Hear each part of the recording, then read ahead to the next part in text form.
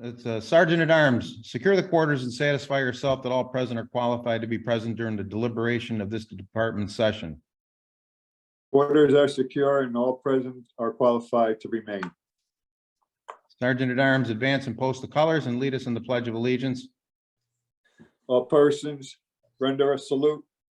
I pledge allegiance to the flag of the United States of America and to the republic for which it stands, one nation, under God, indivisible, with liberty and justice for all. Two. Chaplain, please lead us in prayer. Okay, Marines, please uncover. Supreme Commandant, we ask thy blessing upon all here assembled. We pray for guidance in our deliberations and that we may here exemplify the principles and purposes of our beloved Marine Corps League. We ask thy protection and blessing for all Marines, FMF corpsmen, and FMF Navy chaplains who have died in the service to their country, and for all our members, both past and present. Grant that the Marine Corps League may grow and prosper in the main purposes and principles upon which it is founded. Amen. Amen. Amen. Cover. We'll cover it. Here we go. One rap of the gavel, just for the record. It was a coffee cup, but it works.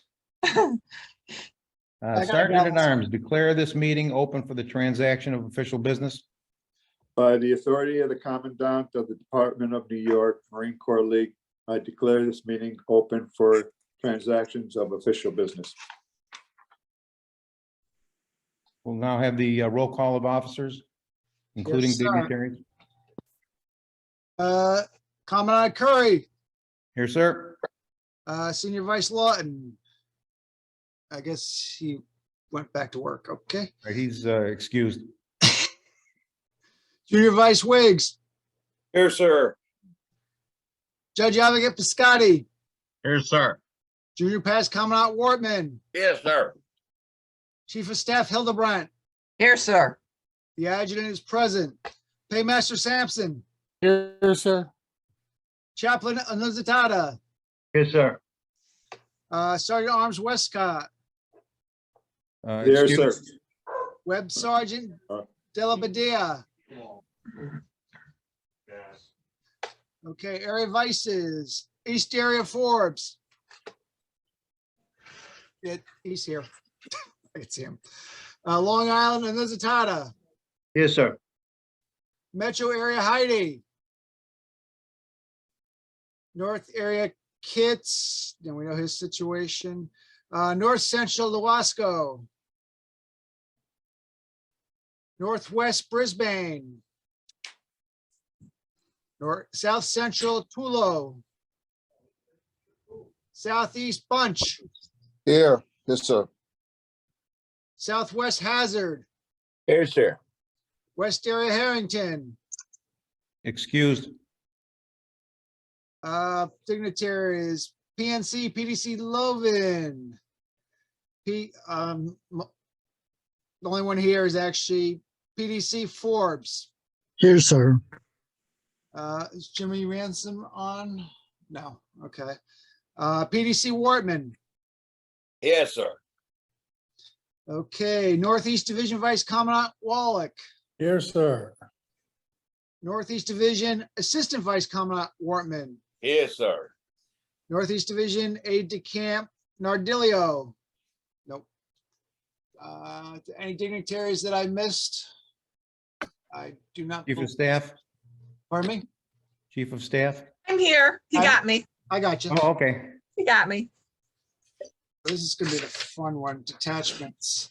Electric City, Here, sir.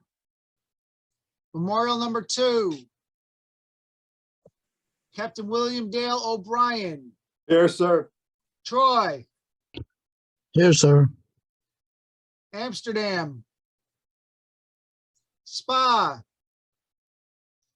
Adirondack, Mountaintop, Here, sir. sorry, okay. Dan Daly Globe and Anchor, North Shore Queens, South Shore, Suffolk, Sunrise, Western Long Island, Port Washington, East End, Huntington, Long Island, Father Vincent Capodanno, Here, sir. Brooklyn, #1, New York, #1, Sergeant Angel Mendez. Angel Mendez. Here, sir. Thank you, sir. Yankee. They're closed. St. Lawrence County. Aguasashne.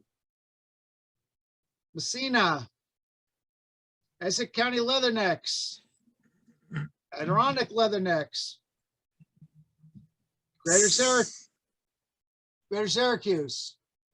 No? Okay. Herkimer County. Edward L. Smith. Here, sir. Leatherstocking. Lewis County. Emerald City. Sun Tavern. LZ Elcor.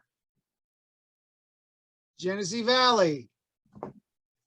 Memorial Day. Ollie Hellhound. James R. Moore. Cortland County. John W. Thurston. Middletown. Here, sir. Putnam County. Rockland County. Greater Newburgh. Ulster. Westchester County. Here. Sir. Works better when you unmute yourself, Mike. No, I was actually knocked off. I just got on. Ah, okay. Westchester County, how's that? Here, sir. Catskill. Carmen Ramputi. EJ Brewer. Raider. Here, sir. Jim Hatch. Thank you. Here, sir. Bet Toomey. Here, sir. Conrad Kenya. Here, sir. Lockport Devil Dog. Niagara Frontier. Lieutenant John Paul Bobo. And South Towns. That concludes the roll call, sir. Thank you. Any dignitaries present that were not called? Okay. We have the minutes of the previous meeting. They are ready.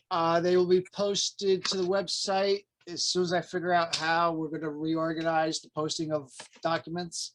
But they'll be hopefully up there within the week. Okay.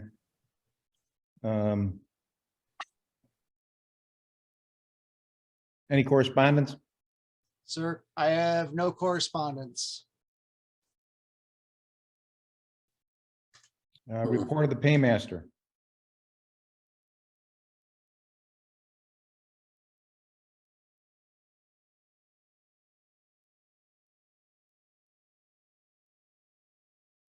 My report, Sir Commandant. Thank you, Jim. You're doing a good job. I try. On the report, do we have a motion to accept? So moved. Coming up on-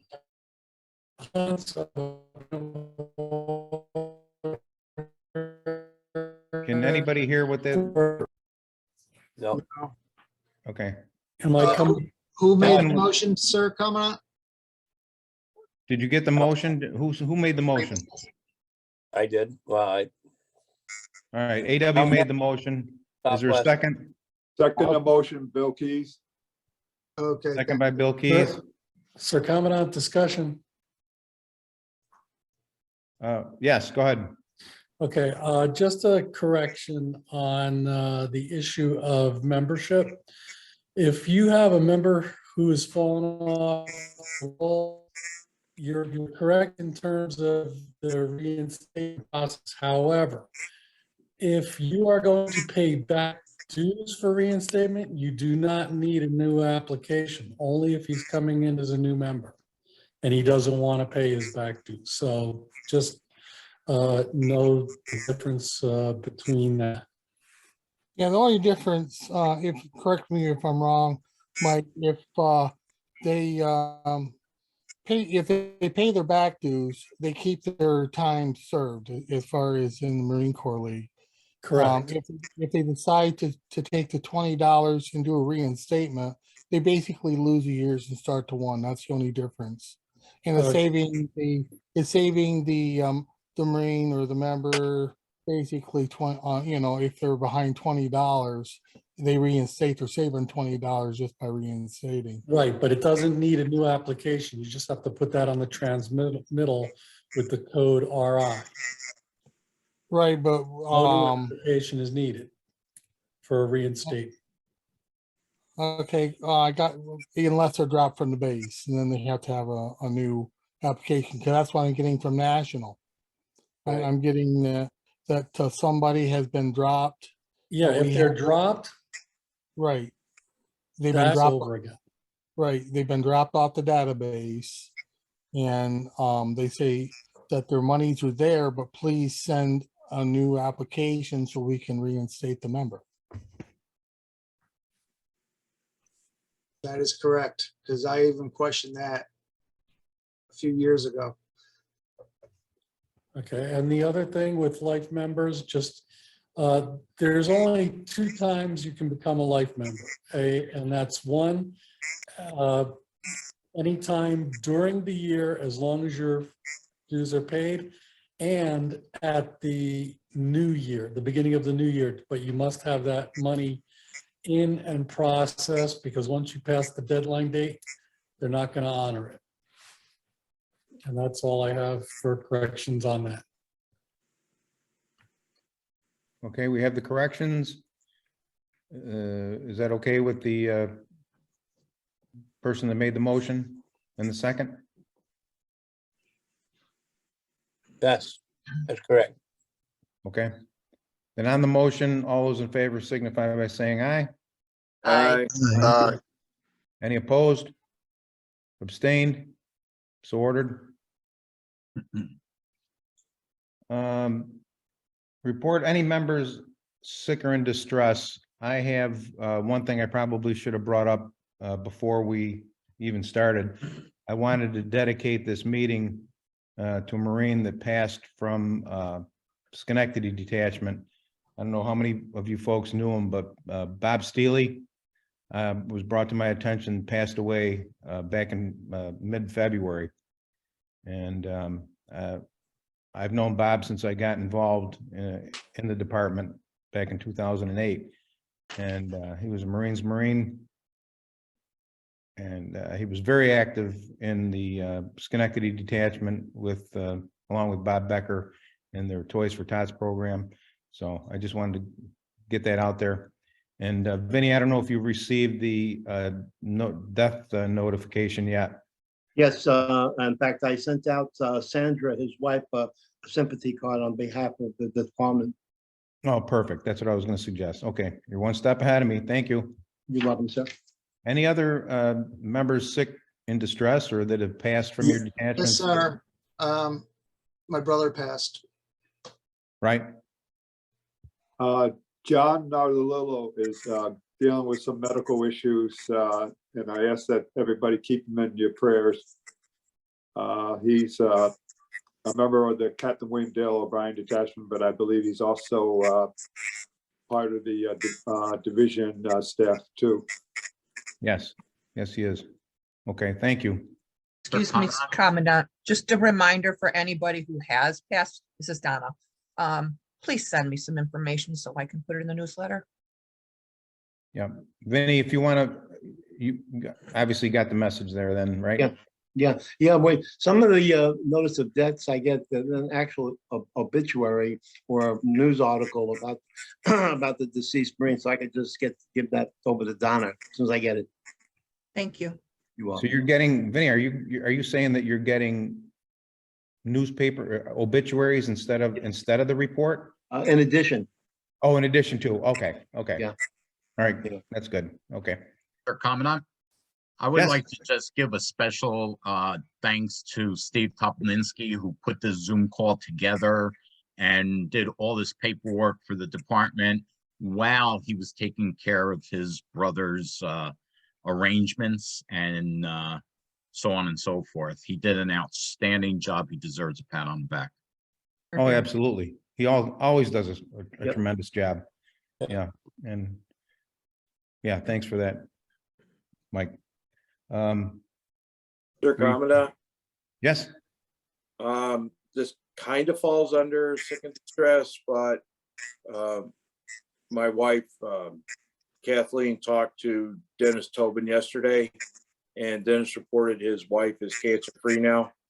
oh, good, So I thought I'd just pass that along. good news. That is good. Always good to get good news. I like that. Coming on. Yes, It's Heidi. I'm sorry. I just got in from New Jersey. I apologize for coming in late. oh, not a problem. Anything that I'll check with Mr. Wortman. And he can fill me in on anything that passed the last half hour. So Okay, I'm here. So Commandant, I have one question. Hey Heidi, how did you get into New Jersey without me knowing it? How do I get in? Because I we would close the gates. You can't close the gates. I know ways. If it's Mr. the Commandant, urgent. I just wanted to mention one sick member in Mountaintop, Charles Hunt. He's suffering from Parkinson, Camp Lejeune. okay, thank you. By the way, were you in on the detachment council meeting this morning? with I the- was, and I took notes, and I have Mr. Hines' info, Okay, contact info. good. Perfect, perfect. Okay, great. Just, Mr. Commandant, just a question. Now, this is being recorded, so we're gonna have a link to this recording at some point in the future.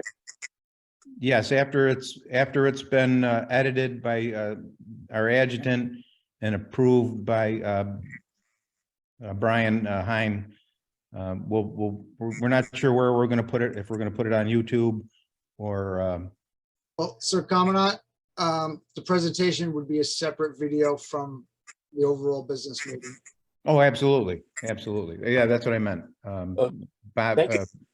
Brian's presentation will be, we'll get the link out to everybody as soon as it's edited and approved by Brian. So Thank you, sir. you're welcome. Any other sick or in distress? Okay, that's good. My report, Tom, excuse me, it's Vinny again. Lou Logan is out of rehab and is doing okay. okay, Yeah. more yeah. good news, more good Yeah, news. yeah. Excellent. As far as my report goes, I've been herding cats for the most part. Hear you. We've overcome some difficulties. Vinny, and I'm sure you've been in the mix on this. I hope you have anyway, but we did finally get a new EIN number for the South Shore Detachment.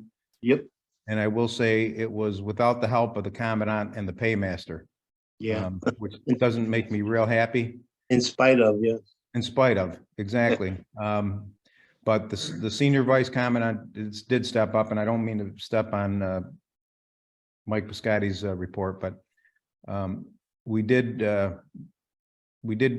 rectify that situation, and hopefully the senior vice will take a more active role in the works of the detachment. I hope. He seems to be a pretty conscientious guy.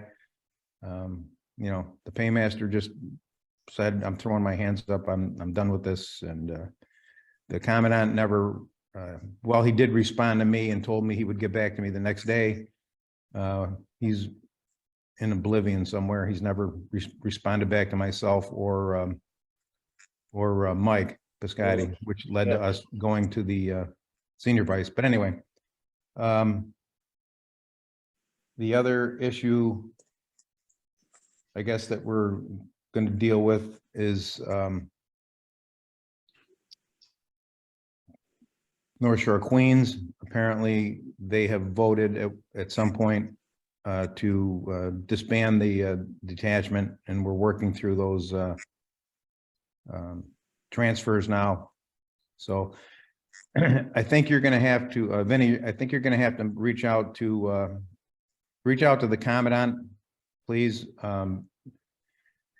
Jimmy Seaman has been, sending some emails back and forth and trying to get this thing done, but I prefer, obviously, that it come from the Commandant.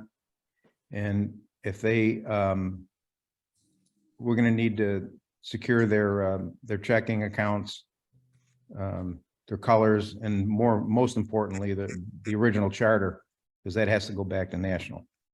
So you're gonna have to maybe hook up with him and get that stuff collected up. I think he's going to be at the Father Capodanno meeting. He has COVID. I think he's out of the protocol. Seaman has COVID. I think I'm meeting with Herb Novak, I think is the commandant. And I think he's coming to the Father Capodanno meeting Tuesday night. So we can go over what he's got and when he can get me everything that needs to be gotten back to the department. Yeah. Okay. Per the bylaws, they're not supposed to spend any more money from the time that they voted to disband. And we've gotten some report back that they did pay some bills. But I'd like to see if you can get some bank statements, maybe 3 to 6 months prior bank statements, so that we can monitor what went on with the detachment funds. And as you all know, that money, whatever property that we secure from any closing detachments, is held for a year in the event that someone comes along and says, hey, I want to restart the detachment. So it's not that we're just grabbing the money, we're holding on to it in hopes that maybe somebody will step up and restart the detachment. But that being said, yeah, you'll have to get a hold of him and make arrangements to pick all that stuff up. Mhm. Commandant. Yes. So For your Commandant, do you know if they have any rifles? No, no They do rifles. not. Okay. No rifles.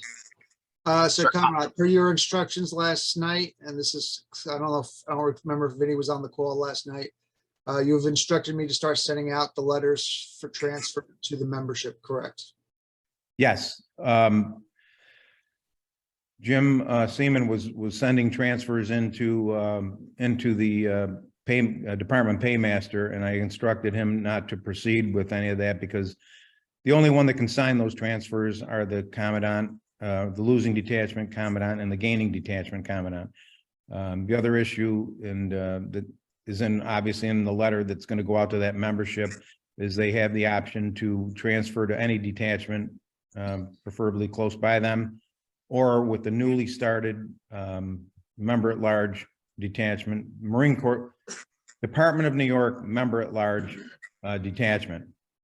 So that letter will go out as soon as Steve is able to get it out, and then we'll proceed to do the transfers with those members. Okay.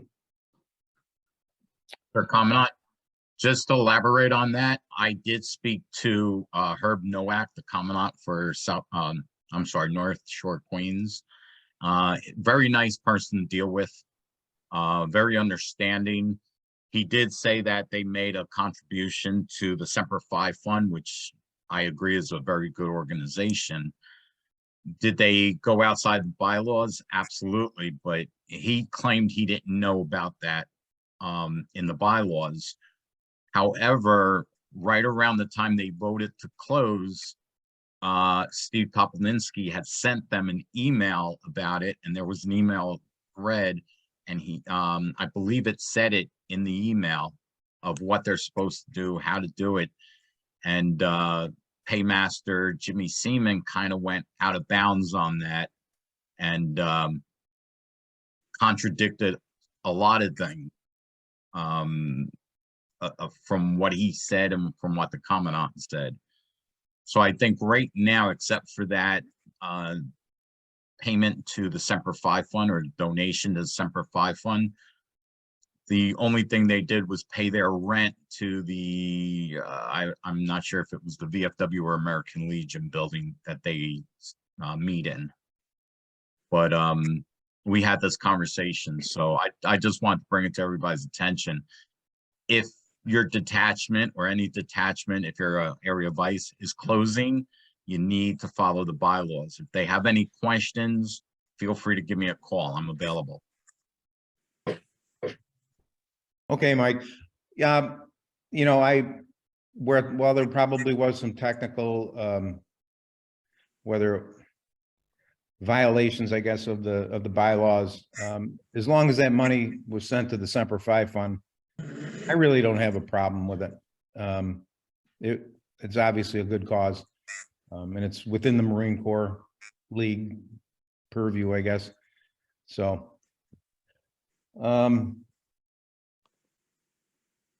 the only other thing I'm gonna bring up before we get on to the senior vice and junior vice reports is the Dave Wiggs prepared a very in-depth report on membership, and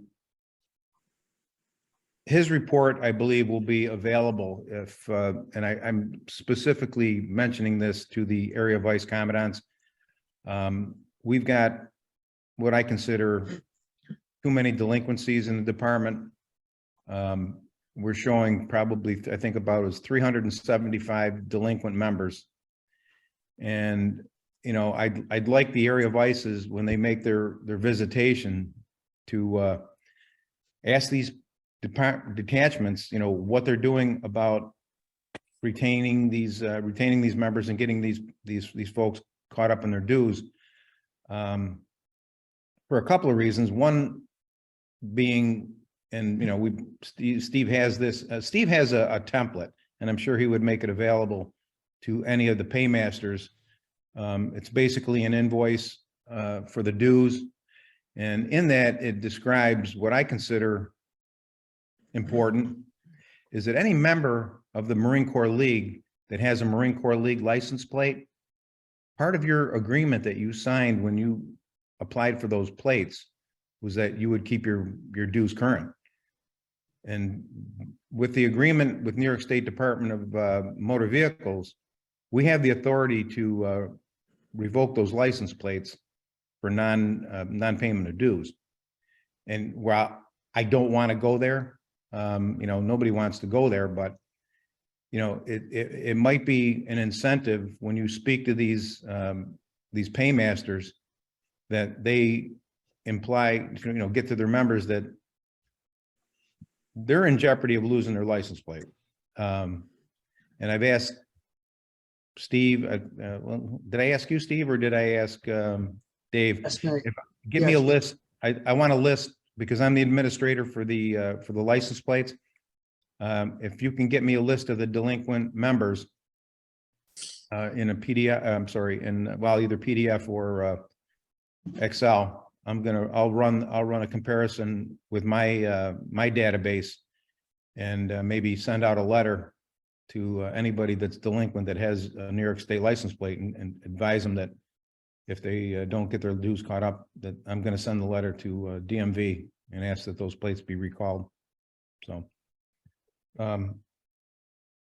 yeah, I encourage the area vices to get that report that Dave compiled and go through it. It breaks it down detachment by detachment, which detachment, how many delinquencies they have. So take a look at and it's broken down by areas. So get a copy of that, look it over, and like I said, when you make, if the weather's such that you can't make the meetings, at least put a call into the commandant and the paymaster, and advise them to get on these delinquencies.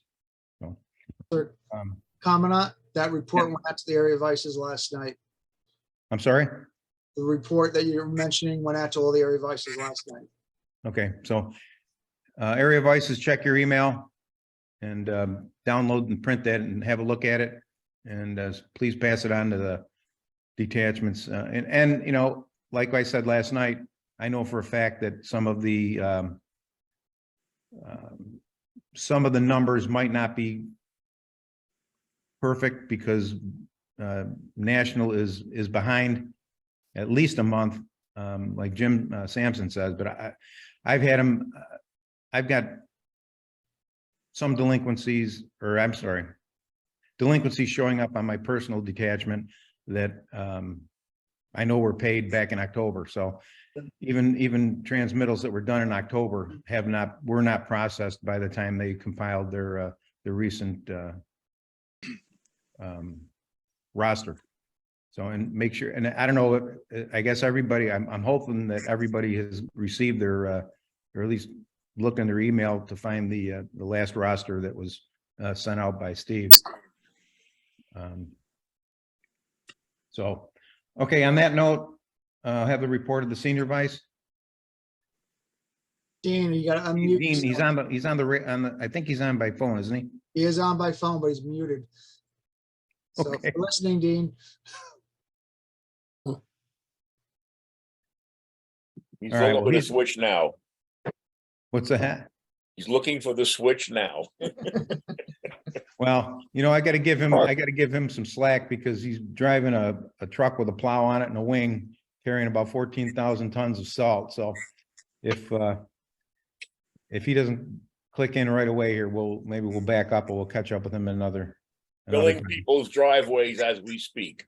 That's right. Knocking down mailboxes and doing what those plow drivers do. So, okay, let's jump to the junior vice. Your comment? I am unmuted now. Okay. Oh, look at that. How many I mailboxes? just took one out when you guys said get unmuted. I pressed the thing on my phone and I took out a friggin' mailbox. That means Monday I'll be back up here in the friggin' cold putting the mailbox back up. Plausible deniability. Drive fast. Yeah. Yeah. Dean, anything you want to say? No, just what I put in my report that it's kind of discouraging that we're looking at more and more detachments closing all the time. I got word the other day that Cortland County is planning on closing. The commandant's been in office for 17 years and he's going to retire and wants to do something else. So, we're looking at 3 or 4 detachments that are closing. Yeah. I guess, and it is disturbing. I guess looking on the brighter side, we're not really losing membership because we're transferring them to other detachments. But yeah, I mean, it's one of those. Yeah, but it's just the fact that we're losing detachments too. Well, You no, know, I it's agree. not- I agree 100%. I So don't. you're losing that social aspect of being able to get together. If you're Well, a that, Marine at and you're large, losing, with that, you're also losing the visibility in the community. When these guys are out doing parades, that's basically, it's a recruiting tool because other Marines see them and, start thinking about joining the Marine Corps League or want to join the Marine Corps League. So, I mean, that is a distinct disadvantage to closing to a detachment closing. Whose area is that? Like Chulos. that would be like Tulo's area. Okay, has he been up that way? Is he on the Zoom call? No, sir. Not that I could tell anyway. He's been bedridden with the flu the last week, he said. So Well, maybe somebody ought to reach out to him and ask him to go up to that next detachment meeting and see if they can generate some interest in taking it over, right? See if they can, make a sales pitch to the membership to pick up the mantle and go. well, if you want me to, I can reach out to Mike and tell him that maybe him and I can, pull up together and go together up there. Yeah, that'd be great. All right. Okay. That's all I got. Unless you want to come up here, it was -11, but it's 1 degree now where I'm at. So we Heat got a wave. heat wave. Yeah. Well, hey, listen, keep it between the lines if you can. Okay, I'll do that. And keep the shiny side up. I've only got 12 vehicles behind me, so I know they're antsy to get by me. Yeah, they're calling you everything but, Okay. Mm, They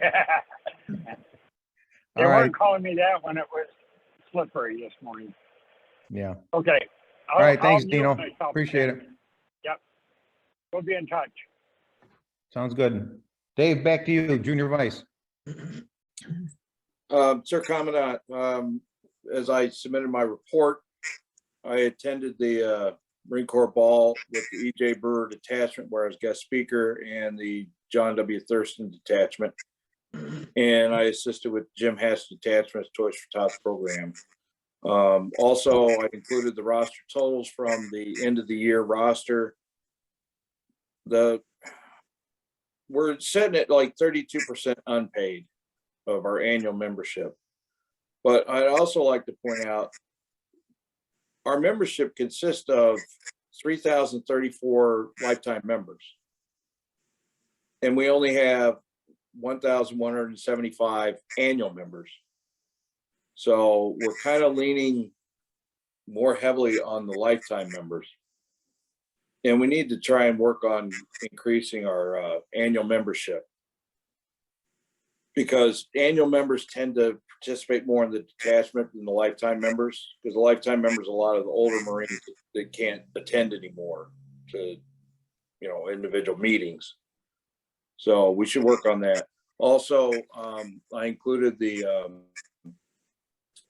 rules for the Junior Vice recruitment poster contest for this year.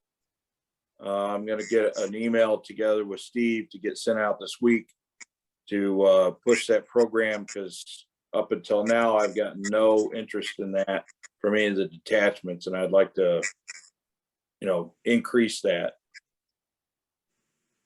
Excuse me, So that's- Junior Vice. I am interested. I just haven't had the time to get to it. Yes. Well, hopefully, as we get closer to convention, we'll get more interest in it, and we'll get some participation. And that's my report, Sir Commandant. All right, thanks, David.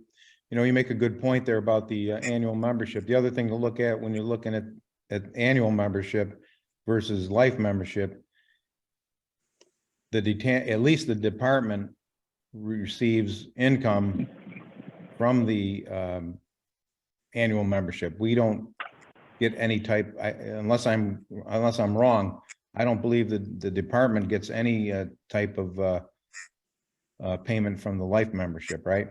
No, you do. We do? Yeah, and so does the detachment. Detachment. I knew the gets- detachment did. I wasn't aware that the department did. Yes, department gets a share. Jim Sampson could weigh in better than I can, but my understanding is the department does get a share of that PLM dividend. Okay, yes, they do. all right. So Then let's move on. Judge Advocate. Mike Piscotti. Sorry about that. Just a curiosity, what's the dividend on for detachment on a life member? It varies year to year, depending on a whole complex formula. I think last year was like 2.25, 250. Wouldn't it be more, I'm sorry, Steve, wouldn't it be more feasible to try to keep your annual members, because you get $4 plus we charge $35 a year? Well, that's what we just said. Yeah. Well, that's why the department gets their share of the dividend. all right, Mike Piscotti, can I clarify that for you? Absolutely. All right, the money that you bring in from your annual members is basically money that goes into your coffers, okay? National is taking their dues, yes, but the payout for life members is already an account that's set up that pays out to all the detachments across the country. And it's a percentage. Right now, it's at 4. The board has voted to increase that, so it might be going up to like 6%. So it's a nice way of saying hey, it is working out. But the issue is, and this kind of touches on Dave's report, is really just getting new blood in, because I've actually calculated membership, because I have my report for the mid-year that needs to be done. And on paper, the problem is we look good. I'm looking at New York's right now. And let's start with just the total numbers. Compared to last year, New York is down 7.24% in total numbers. But if you look at the membership we have now, and the three I had, according to the document I looked at, was 358 in arrears. New York is still operating at 90.73%, which means, as far as any department in the division, we look like we're doing cartwheels here and one-handed arm stands. We're, at 90%. But our numbers are going down. Now, nationally, New York is right about at that average. We're losing about 8% a year. The problem is we're not going to be able to sustain that. And like David said, we're really relying on our life numbers at this point. So it's really got to be all about recruitment as well as retention, but you got to get that new blood in there. Yeah. All right. I appreciate that, Agreed. Mike. All right, Sir Commandant. My report's on the back table, and Hey, you beat me to it. anyway, Sir Commandant, as judge advocate, I've been reviewing detachment bylaws, and I sent out an email through Steve, which thank you, Steve, for that, where I requested each detachment to send me their most recent bylaws so I can review them and send them back. I've only gotten 5 bylaws or 5 responses back to date, where 2 of them sent me a letter saying that their bylaws were so old, they voted on just falling under the department bylaws. They didn't want to redo them. I got that file. I should have everything sewn up by the spring to give you a better report on that, of what I've come up with. I've continually worked with the department adjutant, Steve Popolinski, to ensure that the detachments are staying with their required obligations as for 990Ns and so on and so forth. As you stated, I've been working with several detachments, South Shore being one, with getting their EIN number reinstated. I don't mind doing that, but I don't like, and if I could say it freely, I don't like spoon feeding detachments. It's not a hard process. It's just something that needs to be done. Now, in the South Shore's case, now they got to complete 1024A to get their 501c4 status reinstated. That's pretty much an easy online form. I sent it to their paymaster, and I'll give him a call this week to follow up on it to see if he's made any progress with it. Again, if he needs help, I don't mind helping him, but it's really self-explanatory on the IRS website. That's kind of a key to each detachment to keep their EIN numbers up to date by doing their 990Ns every year. The 990N is so simple, it takes 5 minutes. The hardest part is getting it on the IRS website. Other than that, it's pretty much the same stuff. I've been updating the APs for the department. I updated the bylaws for the department, but I got to make a few more changes in it. And I've also been reviewing a couple of proposed bylaw changes, which will be posted in the Ground Pounder newsletter and on our website within the next couple of weeks. And that's my report, sir. Okay, thank you. You know, the other thing I was gonna mention, I have a note here to mention, and Stan, I know Stan Lewasko is not on the call today. He's in North Central Area Vice. The leather stocking detachment up there lost their commandant, passed away. And Vinny, I don't know if you've gotten that death notice yet. No, what's his name? You know, it escapes me right now. It's from leather stocking detachment up there. Fred Reisman? I think they lost, actually, I think they lost two members recently. One was killed in a car accident that Steve and I were discussing. So I'll research that, but I guess my point is the commandant was pretty much carrying the load up there. And Stan was gonna try to go to the next meeting and see if they could get somebody to step up and cover, Sir Commandant? Yes. It was their adjutant paymaster, Rick Warham. Okay, Warham was the one that died in the car accident? No, he's the adjutant paymaster that was carrying the detachment. Okay. But then the other, the one with the insurance issue that we discussed, was he also from leather stocking? I believe it was the same detachment, yes. Yeah, okay. So hopefully,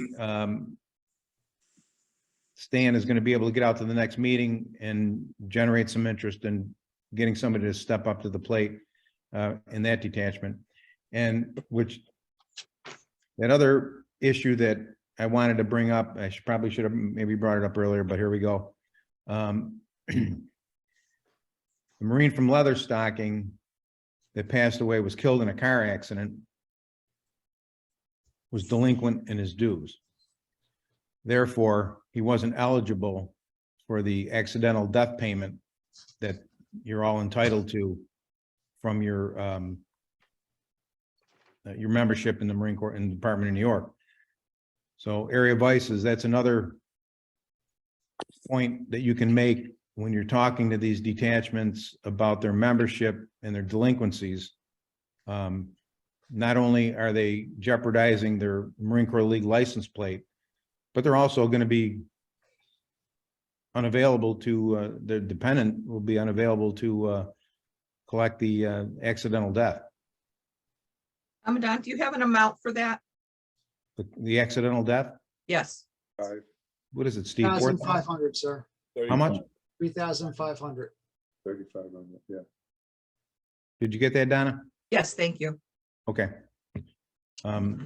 Another sales pitch, even for the, even trying to, when you're out there trying to drum up new members, what does the Marine Corps League do? Well, obviously you go through the, the litany of Toys for Tots and, legislation. You've got the Marine Corps League license plate, and you've got the insurance policy that doesn't cost them a dime to have. All they have to do is stay current on their dues. There's also one other point, Sir Commandant, New York MCL Foundation scholarships. Yes. Yeah, exactly. There's national foundation, national scholarships as well. Yep. So keep that in mind when you're talking, when you're out making your calls or making your meetings. I can't tell you, the Area Vice is probably the most important position in the Marine Corps League, as far as I'm concerned. We can sit here and we can talk, policy and that kind of thing, but you're the vital link between the department and the detachments. And if you're not out there meeting them, talking to them, getting the information that Steve sends out, we're failing. So go to the adjutant report. Yes, sir. One second, where am I?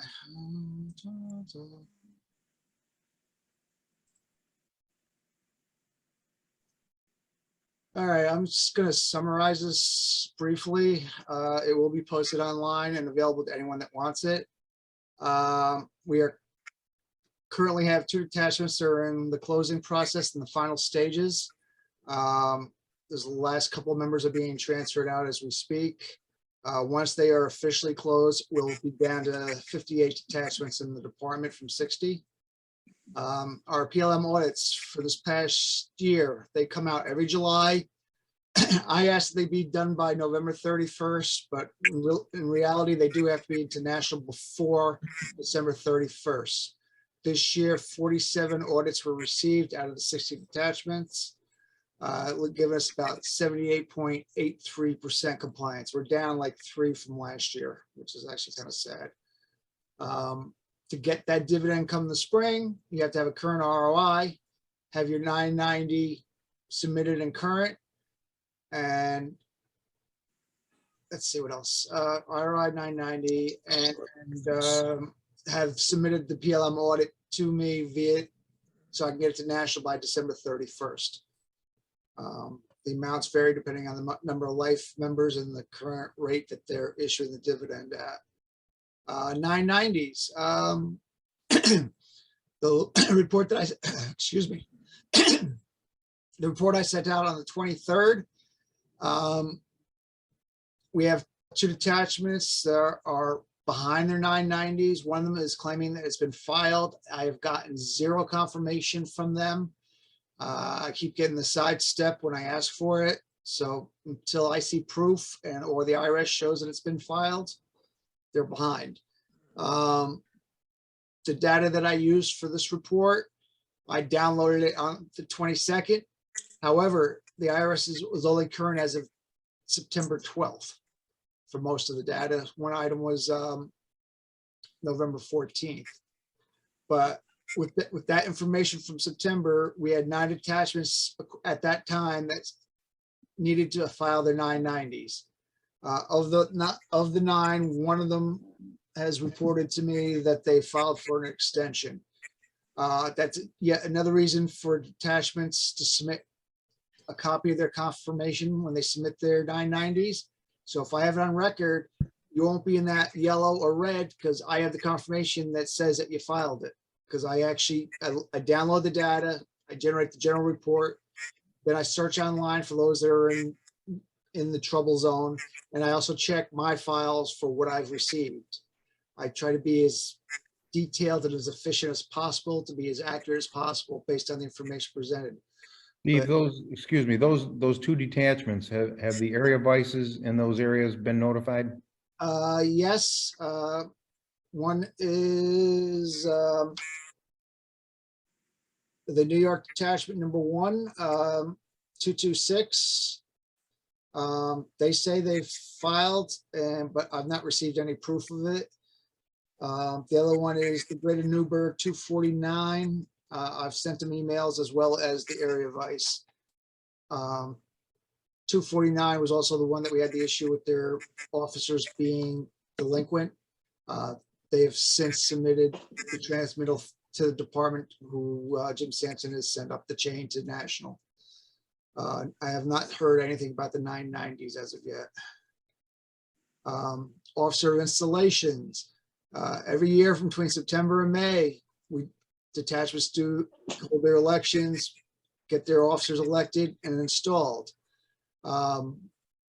Use the current form. It hasn't changed since 2021, so everyone should be good this year, I hope. They need to be submitted in a timely manner. I've had detachments submit them as much as 8 months after the fact, which is really not acceptable in my eyes. It shouldn't take that long to do an ROI, because we have to have them into national headquarters. The end date for filing an ROI is May 15th by national bylaws. As a department, we have to have them all submitted to national by June 30th, so they can be considered for national convention, which determines the department voting strength. So it's a myriad of things that fall into place. And again, if they're installed in April and they don't give us their report until July, we just lost whatever that detachment's voting strength is on the national level when you go to convention.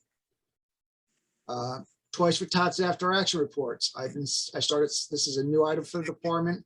I started sending notification about this out in November, December. It's a simple 1-page form that basically asks what your detachment does for Toys for Tots. I brought it up at our last staff meeting. It's gone out in a few e-blasts. I've sent it out to the area vices. I've gotten 7 as of right now. Yeah, we have 7 detachments that are actual LCO campaigns, meaning they report directly to Toys for Tots. And we have 7 detachments that have submitted the report. That's only like 11.67% complete of the entire department. I mean, I know there's a lot of detachments out there that participate in Toys for Tots, but they have not submitted a report. By submitting your report, it's a better way to understand and convey to the headquarters Marine Corps what the contributions of the Marine Corps League is to the overall mission and completion of the Marine Corps Reserve Toys for Tots program. It's actually an important fact. It shows our importance to the Marine Corps. Can I interrupt, Steve? Can I interrupt? sir. There was, and I'm guilty of this because my detachment, I'm Commandant of Middletown Detachment. I was under the misunderstanding with that, and Steve and I already had this conversation where I thought Middletown got involved with the Toys for Tots Operation Toy Train, and we collected toys and gave it to them. But I was under the misconception that that just went under the Marine reservists from Newburgh. Now, But Steve corrected me on that, so I'm going to complete that report and send it to Steve by end of today. yeah, But there is a misconception, and I do apologize about that, Steve. yeah. So basically, if you're an LCO campaign, like my detachment, we're an LCO campaign. So I don't have to fill it out because I report directly to the Marine Toys for Tots Foundation. Like Mike, he's collecting toys, he's giving it to a campaign, so he's in support of. Those are the people that need to fill out the report. I believe Mountaintop is another detachment that supports the Capital Region Toys for Tots. So if you're supporting a Toys for Tots campaign, whether it be another LCO or Marine Forces Reserve like Newburgh, you need to fill out the form. All right, so I guess that probably answers my question because LZ, I see LZ Old Corps in Camden. Yeah. That's Jimmy Ransom's. Yeah, home Jimmy has detachment. 5 counties, yeah. But my detachment probably has 10 members that are out there picking up toys. But yeah, we would doing need, work. so we would need. a So we report. should, are you saying we should file Yeah. a report? Correct. So this way you're showing your support for that campaign. And where's that form located? I could send it to you. It Okay. was sent on the e-blast, but I could just send it out to you. Okay. We're shooting, get everything in by February 10th, because National needs it in time for the midwinter conference. And I gotta compile it all and get it over to Russ Miller, the National JA and Toys for Tots liaison. And that's something that my detachment, me can fill out that form and mail it and get it into you? Just send it to me. The form does say send it to Russ Miller. You can, but he's gonna get it all from me because I'm gonna put it on a spreadsheet. This way I can identify which attachments are LCOs or those that don't do, there are some attachments that don't participate in Toys for Tots. Yeah. Those, Okay. again, those attachments need to tell me that they're not participating so I can mark them off as such. Okay. Excuse me, Steve. Our detachment does it. I work with Capital Region. We do 2 counties for them. Next year I get the 3rd one. This year.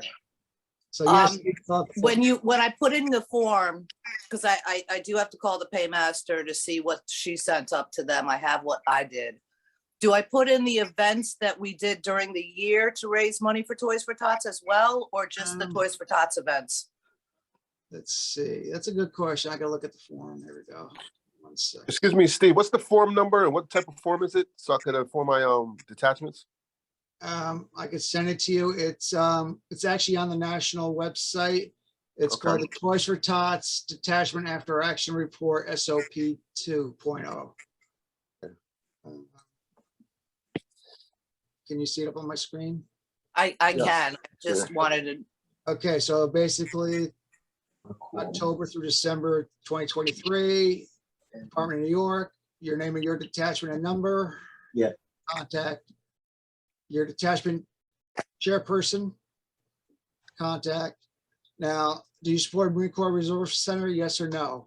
Capital Region, I believe, is not a Marine unit. I believe it's No, It's an LCO. it's an LCO. Okay. So which will go to the second question. So you put the unit name, which would be Capital Region. Do you support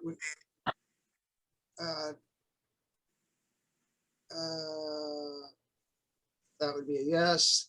Name of the campaign again would be Capital Region.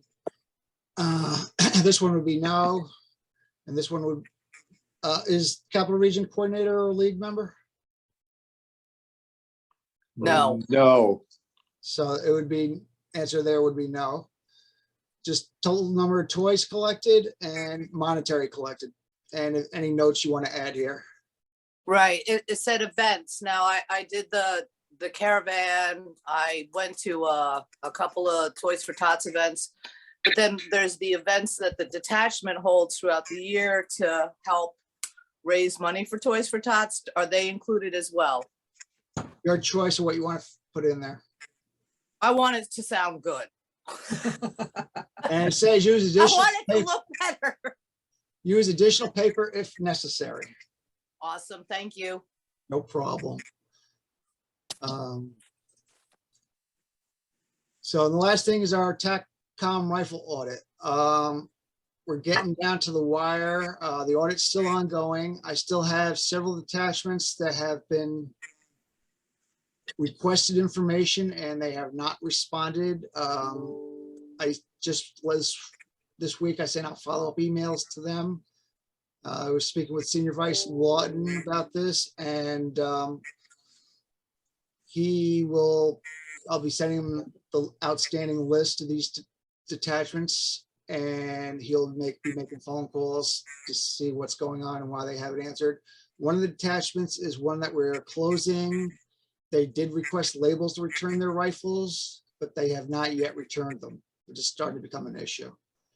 Because once your detachment surrenders their charter, any TACCOM rifles need to be surrendered back to TACCOM immediately. And we're going on more than a year now, so it needs to get done. That's my report, sir. Okay, thank you. Question to everybody here. Does anybody want to take a break? You want to take a 10-minute break? Yes, please. Yes. Okay. Yep. All right. Sergeant at Arms, close the Bible. Bible's closed. Or Chaplain.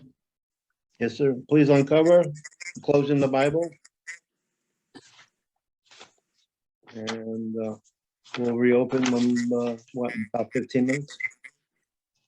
Yeah, I've got, let's see, I've got 10:53. Let's call it 11. How about 5 after 11? sounds good. Sounds Does that good. give everybody enough time? Yeah. Yes. Okay.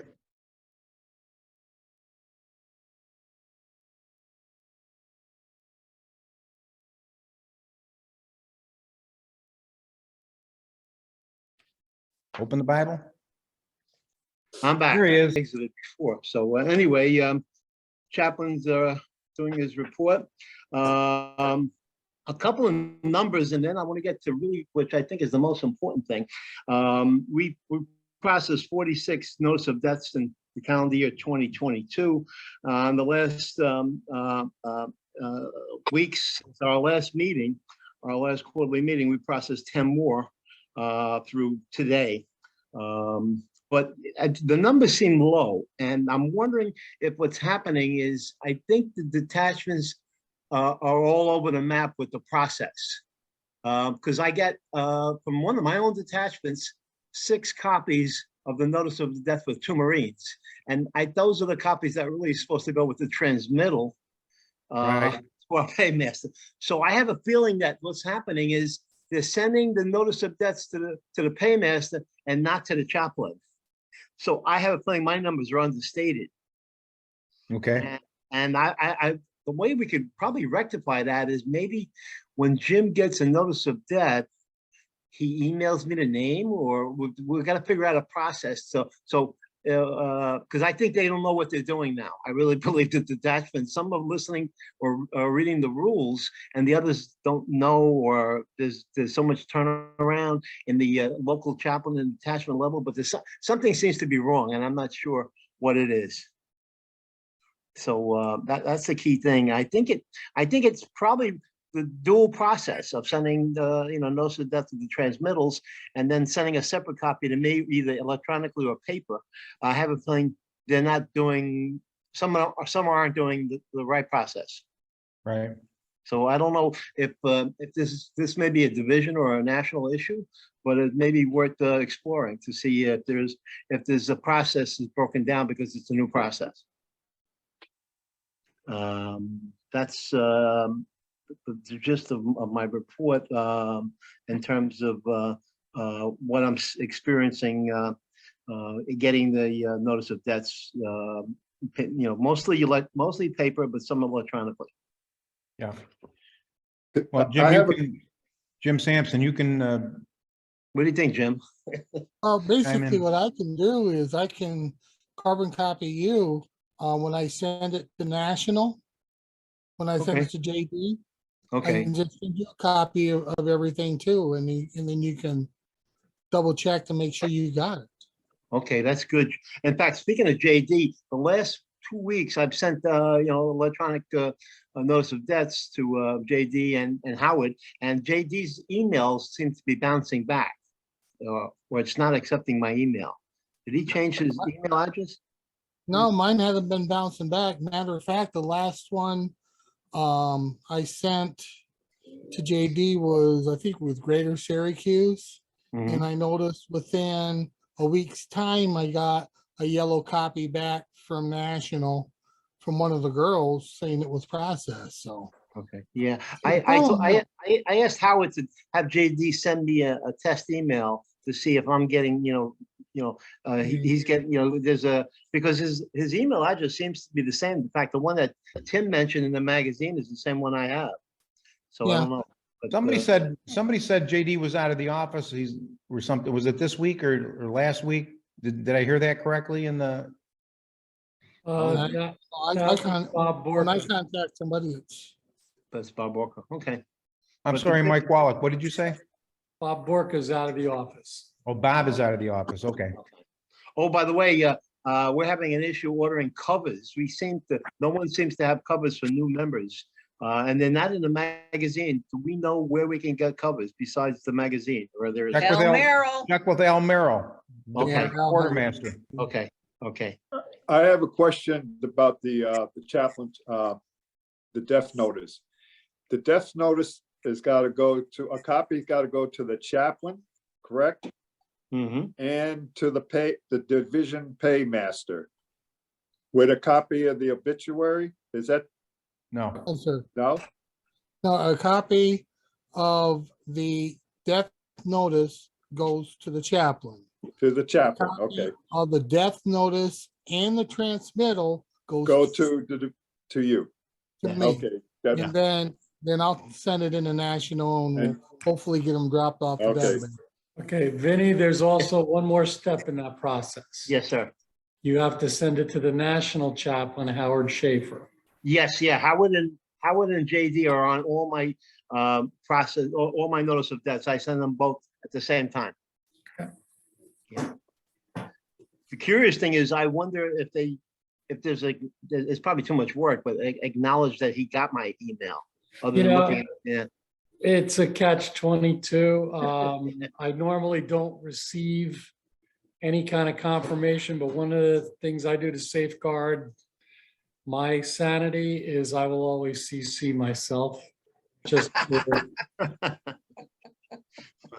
well, I have hard copies for 10 years worth of notice of deaths that I think the previous commandant and I decided to start destroying some of them because I have archives for about 10 or 15 years worth of notice. Computers are a beautiful thing. You can scan files and save it ad infinitum. Exactly. But when I do get obituaries and I do get requests for sympathy cards, and we make sure we get those out, even if it's we got the notice 2 weeks after the person passed, we'll still send out sympathy or get well cards depending on the situation. Yeah, I think 6 months would be a little bit too long, but 2 weeks, you're doing good. Yeah. That's my report, sir. All right, thank you, Vinny. Thank you. Junior Past Commandant, I see He's here. he's got mute video. I'm and- here. There he is, okay. Do you want me to put my report up or just? Whatever you feel like doing. Well, the only issue I really have is we discussed at the last staff meeting, changing the requirements for Marine of the League from 3 to 2. Yet I can find nothing in our bylaws or procedures about the Marine of the Year conditions. Now, it was said to me that only the committee can change the rules, but bottom line is, if it's not in our bylaws, it doesn't exist. You know, the bylaws would be the ones dictating who makes the changes. But I couldn't find a copy anyway, except for a letter that Steve sent me. But that letter's not in our bylaws. That's actually one of the updates I got to complete, and I've been a little bit behind the gun on that. And Mike, you're not clear. You're not clear, Mike. How about now? That's better. Okay. I was saying that that's one of the things I gotta update in our bylaws and our procedures. It's on the table to be done. I just haven't caught up to it yet. And Actually, correct me if I'm wrong, Steve. Is it an AP or bylaw? it was an administrative procedure and it was discussed, voted on and passed at our last staff meeting, which you were not in attendance. Right. And it hasn't been published yet because the JA had kind of had a little accident.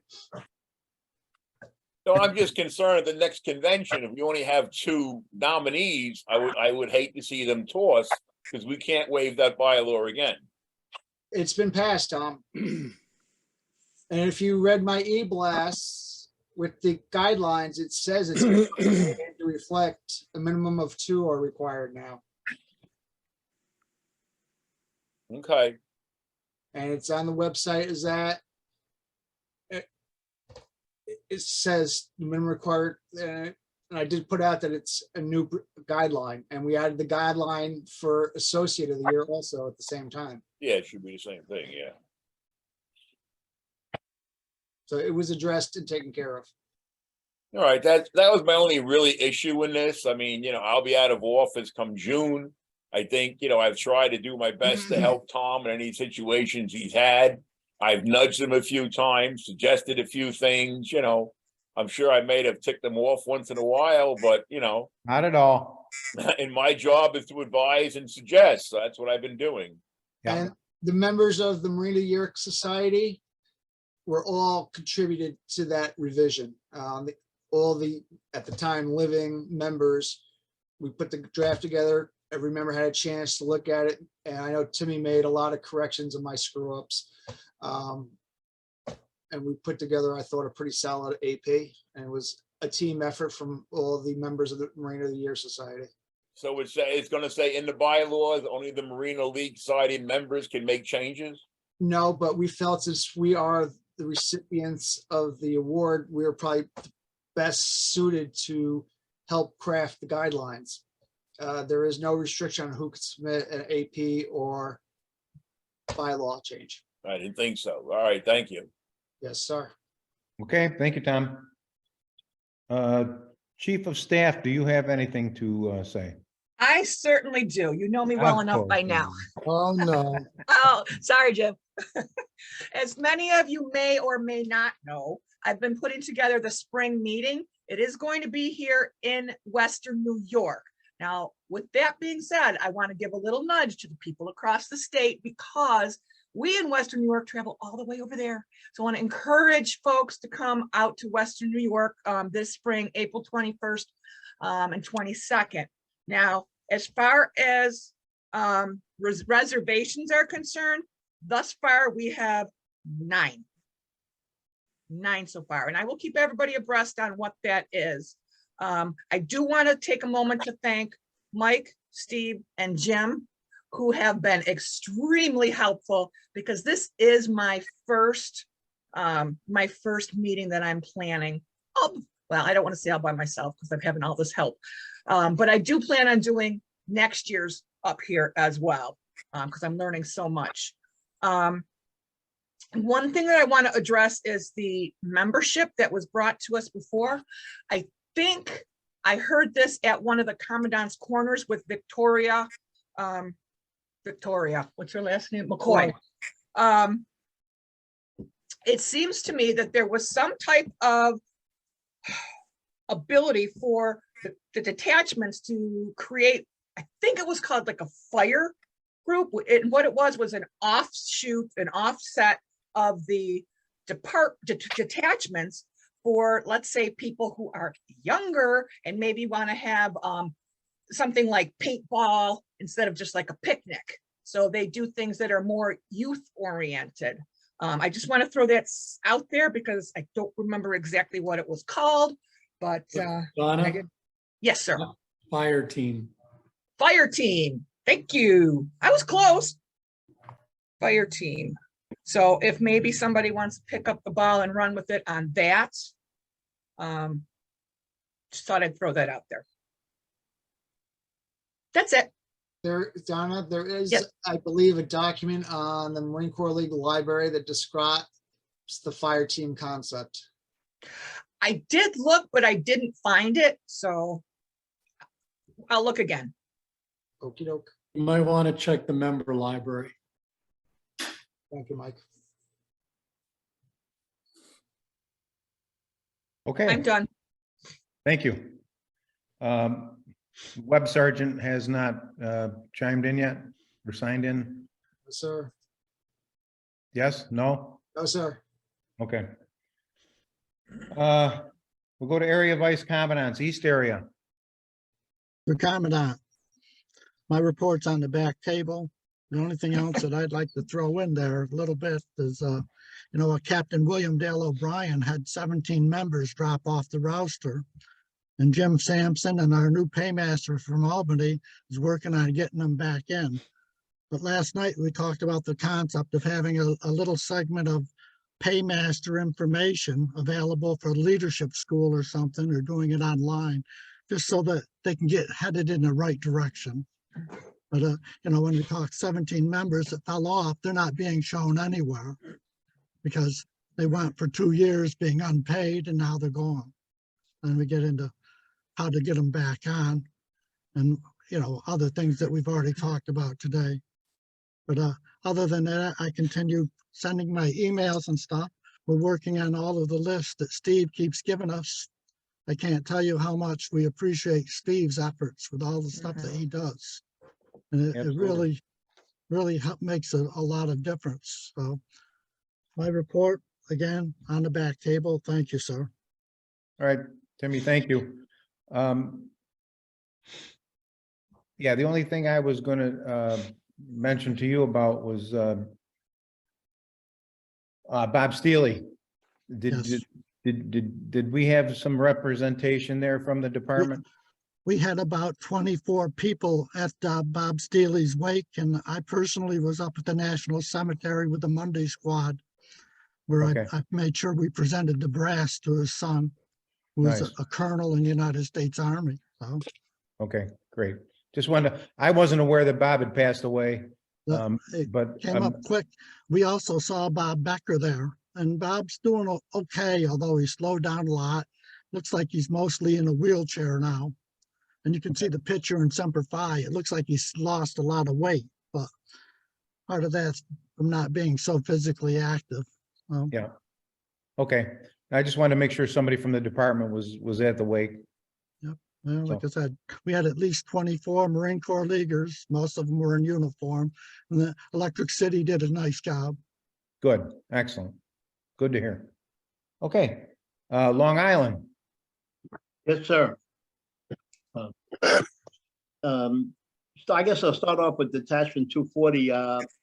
We were waiting, the process to evolve. So I guess it's official that they're closing, and we'll start getting all the stuff you guys requested from Herb and start putting them aside. And I guess we physically bring it up to the state convention. Is that when we bring it up?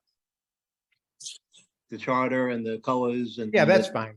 Yeah. That's fine. Yeah. Yeah, because I don't think I'm gonna make, I have a family commitment on in April, so I don't think I can make the quarterly in April, but I'll try to send a deputy. In terms of what's else happening out in the area, it's a mixed bag.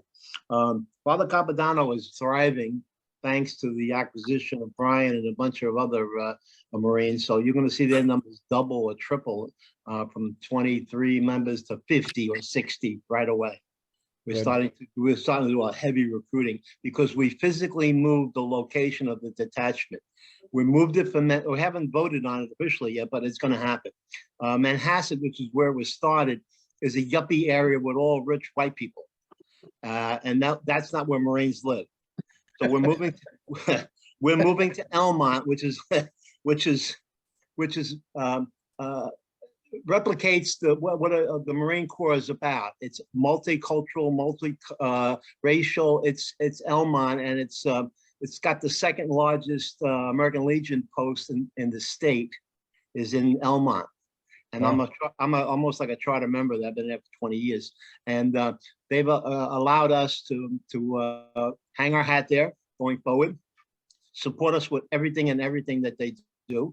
They have access to huge money because they are what they are. They just, $50,000 from Home Depot to do their ballroom over again was like, here's a chump change. So we're really excited about being in Elmont. And when the North Shore guys heard about us and where to go and where not to go, they had 3 or 4 detachments in the area, the closest one being the Elmont because of logistics. It's off the Crest Island Parkway by the new UBS Arena. And it's spreading like wildfire. So we got a lot of members coming in from not only from other detachments, but new members from the recruiting of Brian and other Marines. So Capodanno's jumping and it's really good. In fact, we even got a $5,000 check the other day from one of our supporters, and we forwarded that to the Semper Fi Fund. And it's from Peter and Jerry DeJana Foundation. Mr. DeJana owns most of the paving and sanitation and airport runways and all those contracts. And he's a billionaire and he loves the Marine Corps League. So we're going to be getting more money from him, and if I can get some scholarship money from him as well.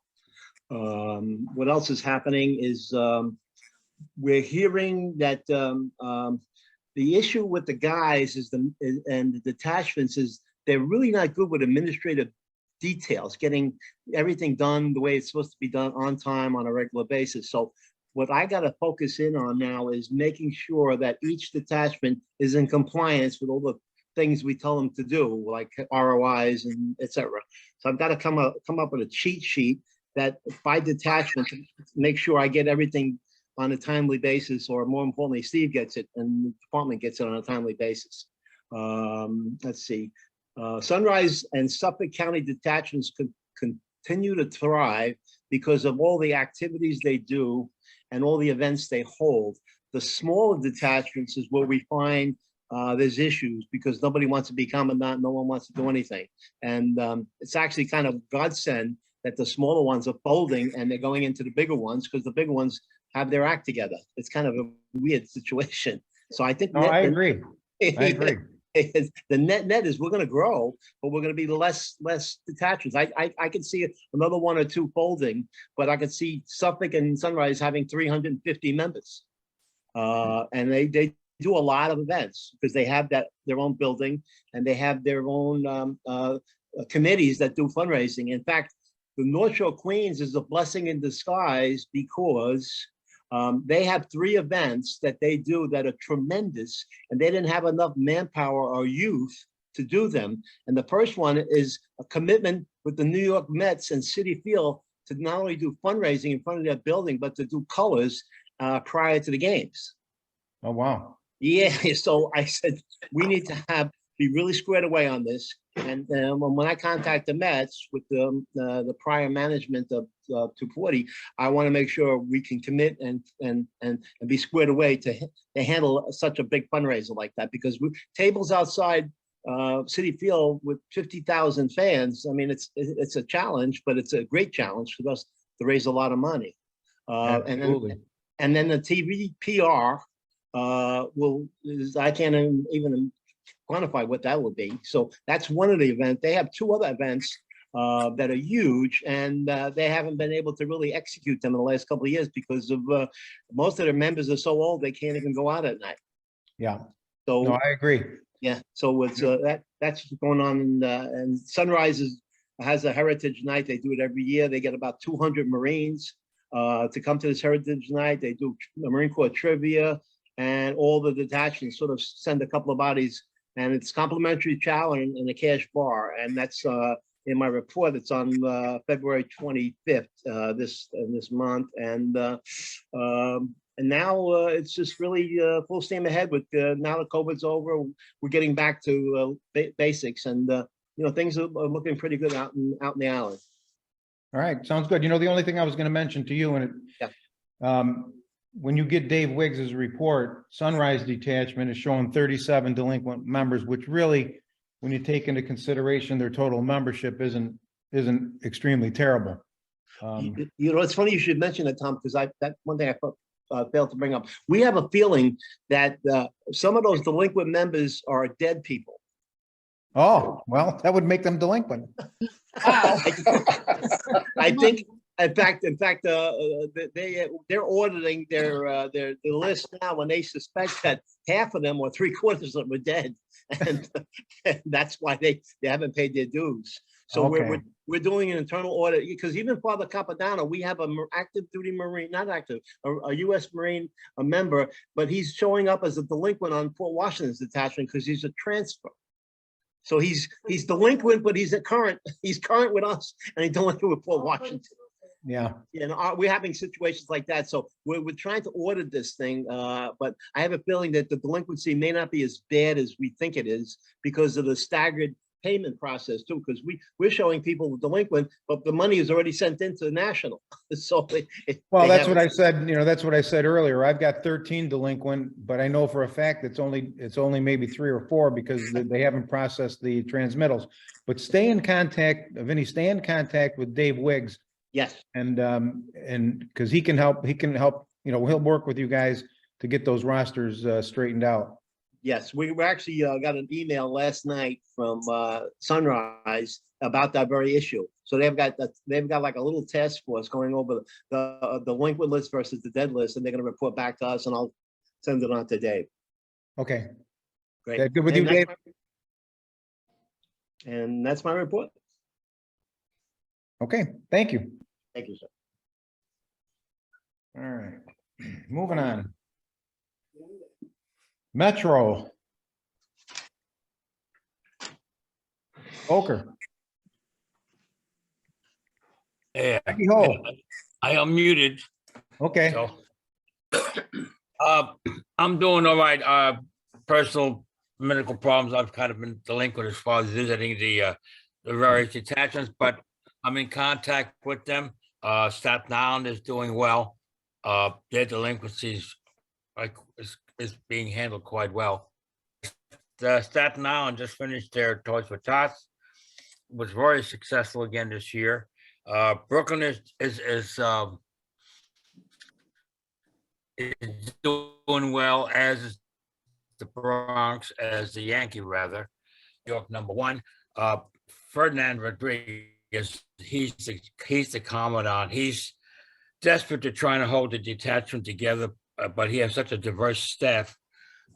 Unfortunately, you would know, Tom, he's a policeman. He works undercover narcotics, and he's unavailable half the time. I've been trying to get together with him just to sit down and to see where he's at. They are holding what do you call it, teleconferencing calls, and I believe they do a couple of Zooms. I do email all of them regarding their 990s, and I just sent them their rosters. And I instructed them, to look at the rosters again to see if dead people have come back and live people have disappeared. And again, I missed the first half of the last night's conference, but again, it seems to me, from what I'm hearing, everything points back to the national, that they still haven't really, in my opinion, gotten their act together. It's always something. And this membership thing is the one that's, I think it's the most prevalent problem that they're having. Like you said, they're about a month behind. Me personally, I believe they're even further behind. The roster issue, I instructed my guys to, my paymasters to, with the junior vice, to get together. And if they have any basic problems on their roster that constantly keeps showing up, I just told them to send a detailed email explaining everything in very precise detail. What's the problem? This shouldn't be. This guy's dead. This guy's not dead. He's a paid up member, but he's listed as a delinquent, and send it right to membership at the national.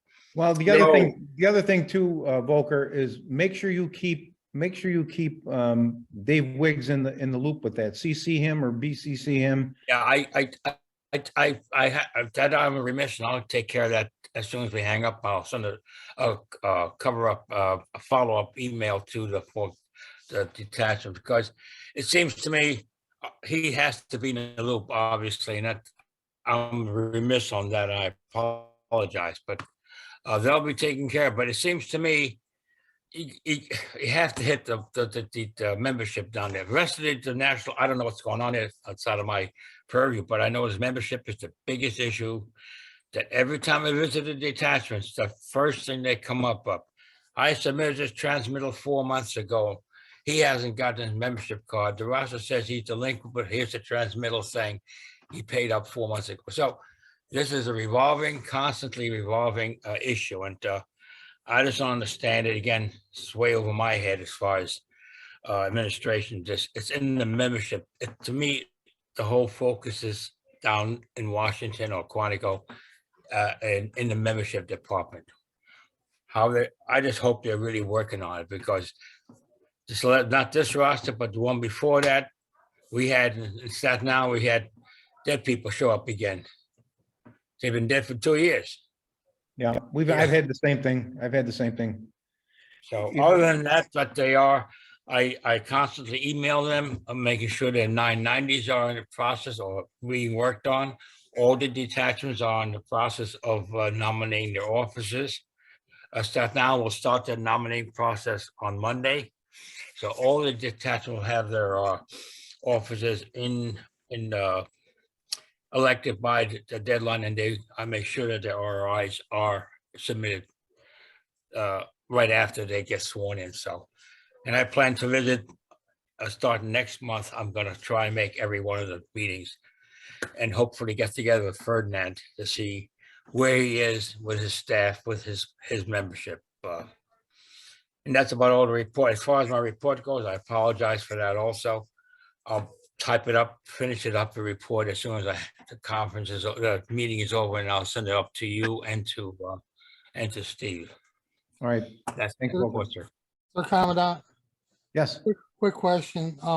Can the ones that are like, haven't received their cards, or they've been on they haven't been dropped off the rosters yet, if those detachments could email me their names and their membership numbers, I can reach out to JD and see if we can get them removed.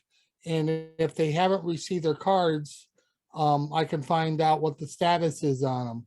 I know for a fact, as far as the life memberships, they've been coming out pretty quick. The members have been receiving their plastic cards, I say within 2 to 3 weeks after national gets them processed.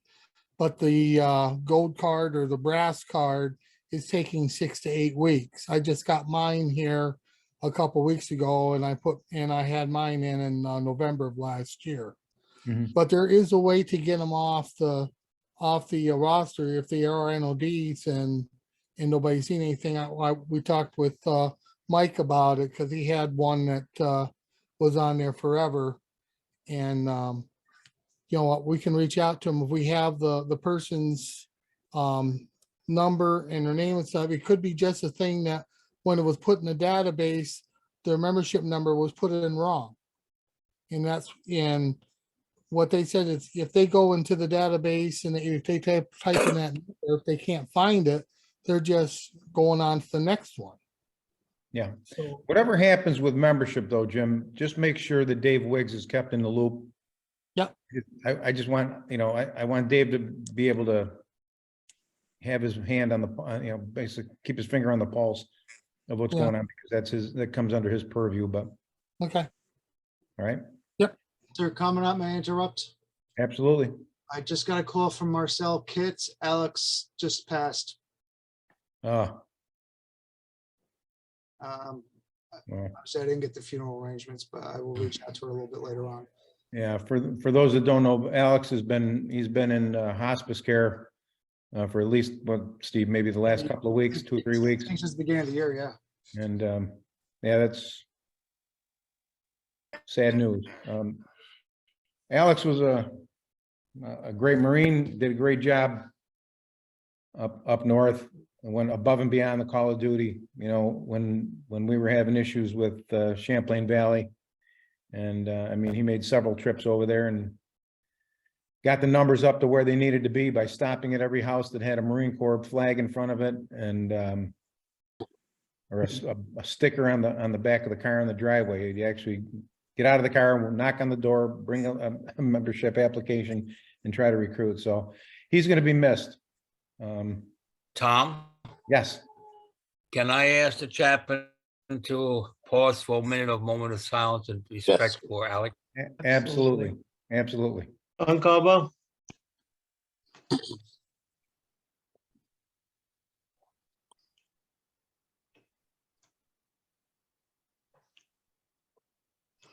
May he rest in peace.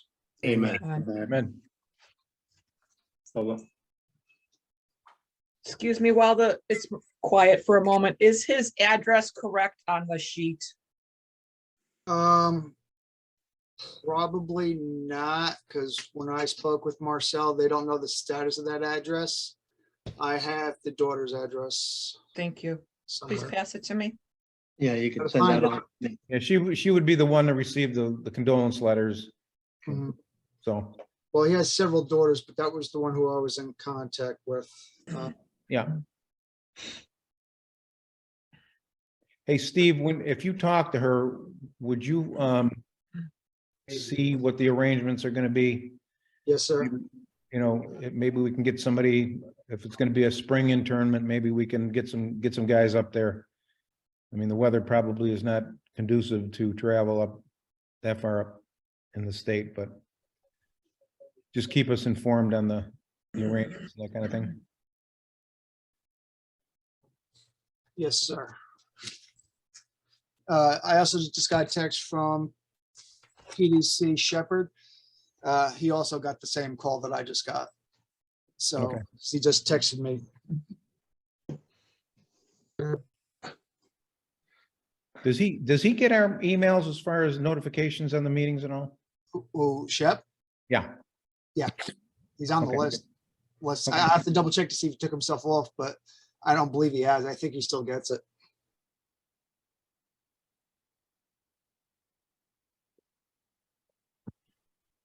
Okay, well, North Central Area Vice is not in attendance. Stan Lowasco, he thought he was gonna maybe try to call in, but apparently is not, so he has submitted a report to me. We'll skip past the north area. Northwest is not here. Southeast? There. Okay, yeah, I've submitted this report. I don't know if you received it or not. I did. Okay, that's great.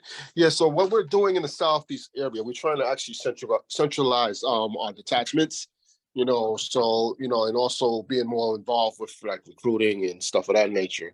So what I did is actually had a monthly meeting that we're gonna do every month for the commandants to attend. you know, anyone in their staff or whatever, just to talk about any issues, any paperwork and stuff like that to keep it tight. Okay, one other thing also, I assigned one new deputy actually, which is Armando Guzman. He's been assigned. I'm going to give you his information and forward that to Steve so he can be added to the roster. And I have Dwayne Miley as well. That's just one of my deputies. So what I'm going to do with them two, I'm going to split it up, being that we got so many detachments that's so far apart. We're going to have Dwayne take the northern part, and then we have Armando take the part, which is Putnam and stuff like that. So it could be a direct communication between, all of us. So the whole idea is communication is a lot better. And I have a quick question for you guys about like lifetime members. What's the criteria for that? Do you have to like be in a certain amount of years, or you can apply at least? Yeah, you have to be, I believe you have to be in the league for 1 year.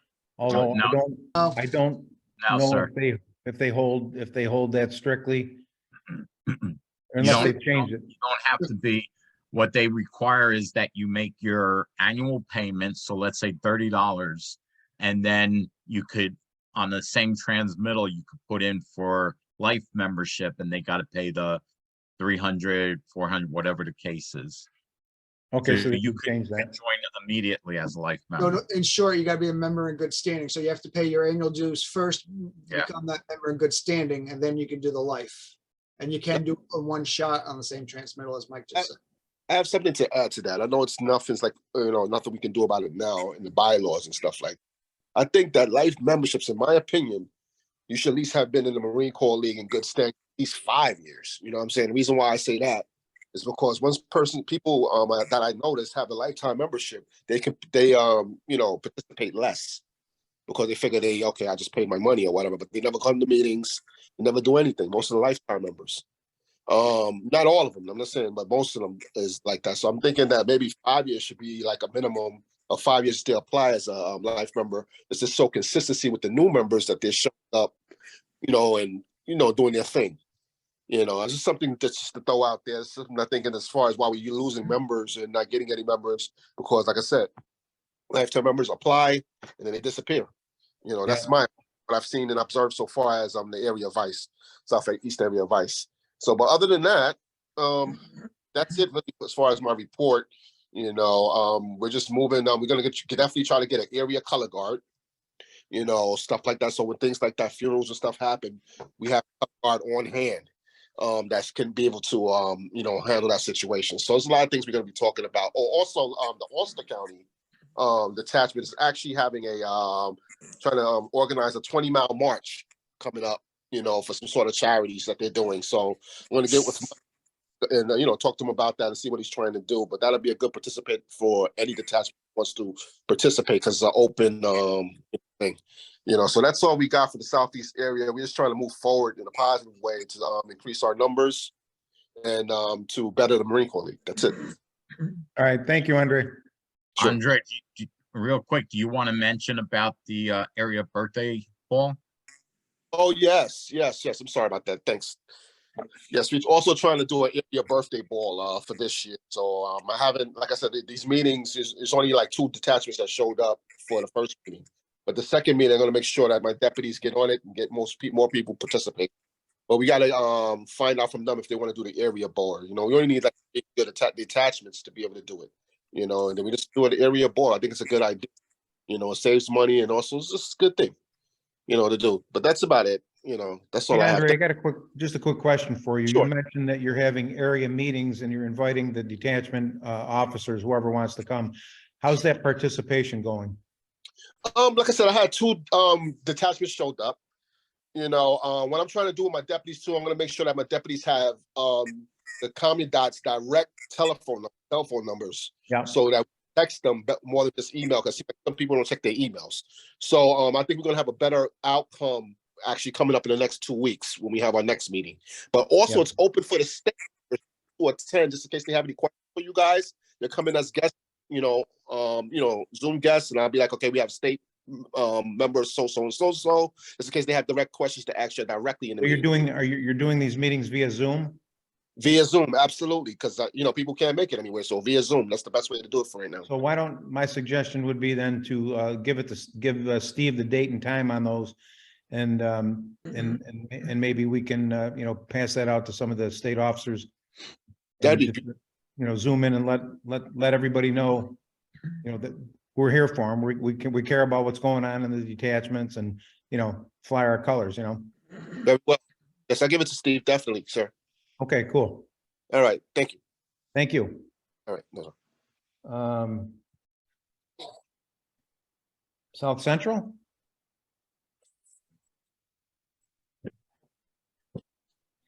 Nope. He's not here, sir. Okay, Southwest, Oh, that'd be me, wouldn't it? that would be you. Sir? My report is on the back table and Uh-huh. yeah. I just want to make a mention of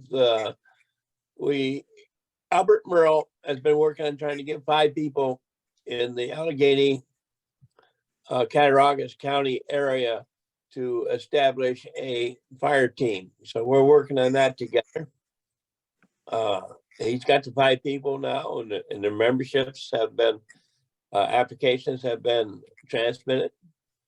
Thank you, Jim. And by the way, looking at you, I want to say thank you very much for all the work that you do, not only for the department, but for our detachment as well. I'm still. Yeah, fire team's coming together. That's what I wanted to mention. Just a note of encouragement, we also just recruited the 2nd Marine Corps recruiter here in the area. So now we have 2 Marine Corps recruiters as members of the Raider detachment. The Elmira detachment just had their election. Dave Wiggs just installed their new officers because they couldn't get a hold of me to have me do it because my phone got lost and I got a new number. And I'll give that to everybody here now. It's 607-590-1625. What else? Yeah, Jim has been working diligently with me trying to contact our membership that are delinquent. We have some specific issues. We did a bang up job recruiting people a year ago or so, and we paid the first year dues, so they didn't have any losses filling out the application. And the trouble is now, if they didn't get involved all year long, and they probably don't see any reason to reach in their pocket. So we're gonna have to contact them one-on-one and try to give them a reason, help to show them a reason to remain a participant in our detachment.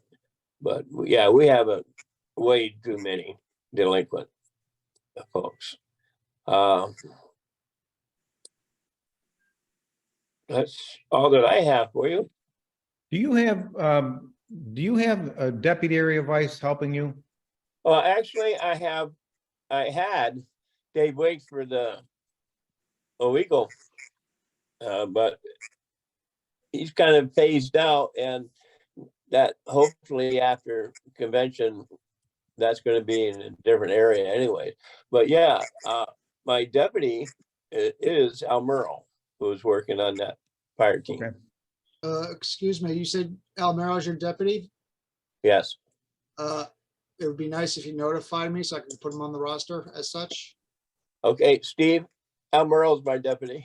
And then Sorry. also any other area advice, if you get deputies, you gotta let us know so we have them, their contact, and they're on the department roster. That I had, sorry. No, sir. Okay, Sir Commandant, yes, I gotta get ready for chaplain ceremony, so I'm gonna have to leave the meeting. All right? okay. Okay. Thank you and very much. Thank you very much for your attendance. Appreciate it.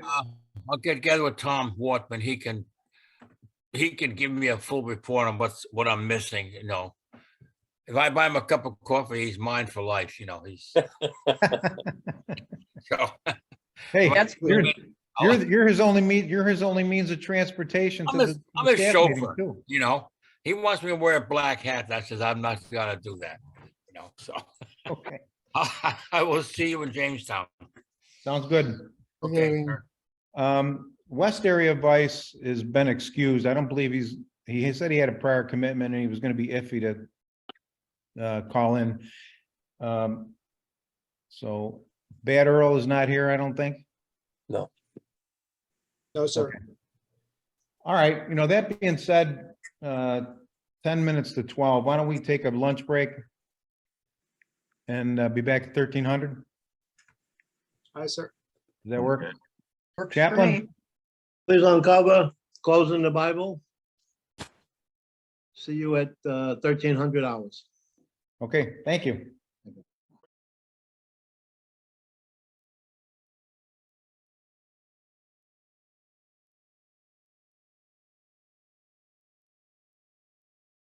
Open the Bible, so I guess we're back in session. Okay. Okay, great, thank you. We left off with the area vice commandant reports, reports of standing committees.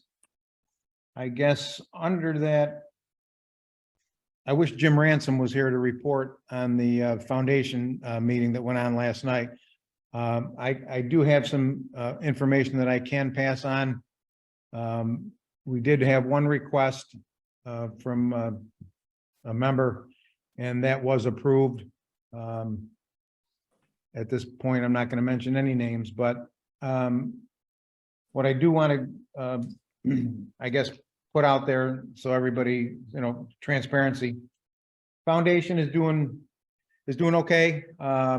Most of our holdings are in the Morgan Stanley account, same account that, or not the same account, the same firm and managers that manage the department's money.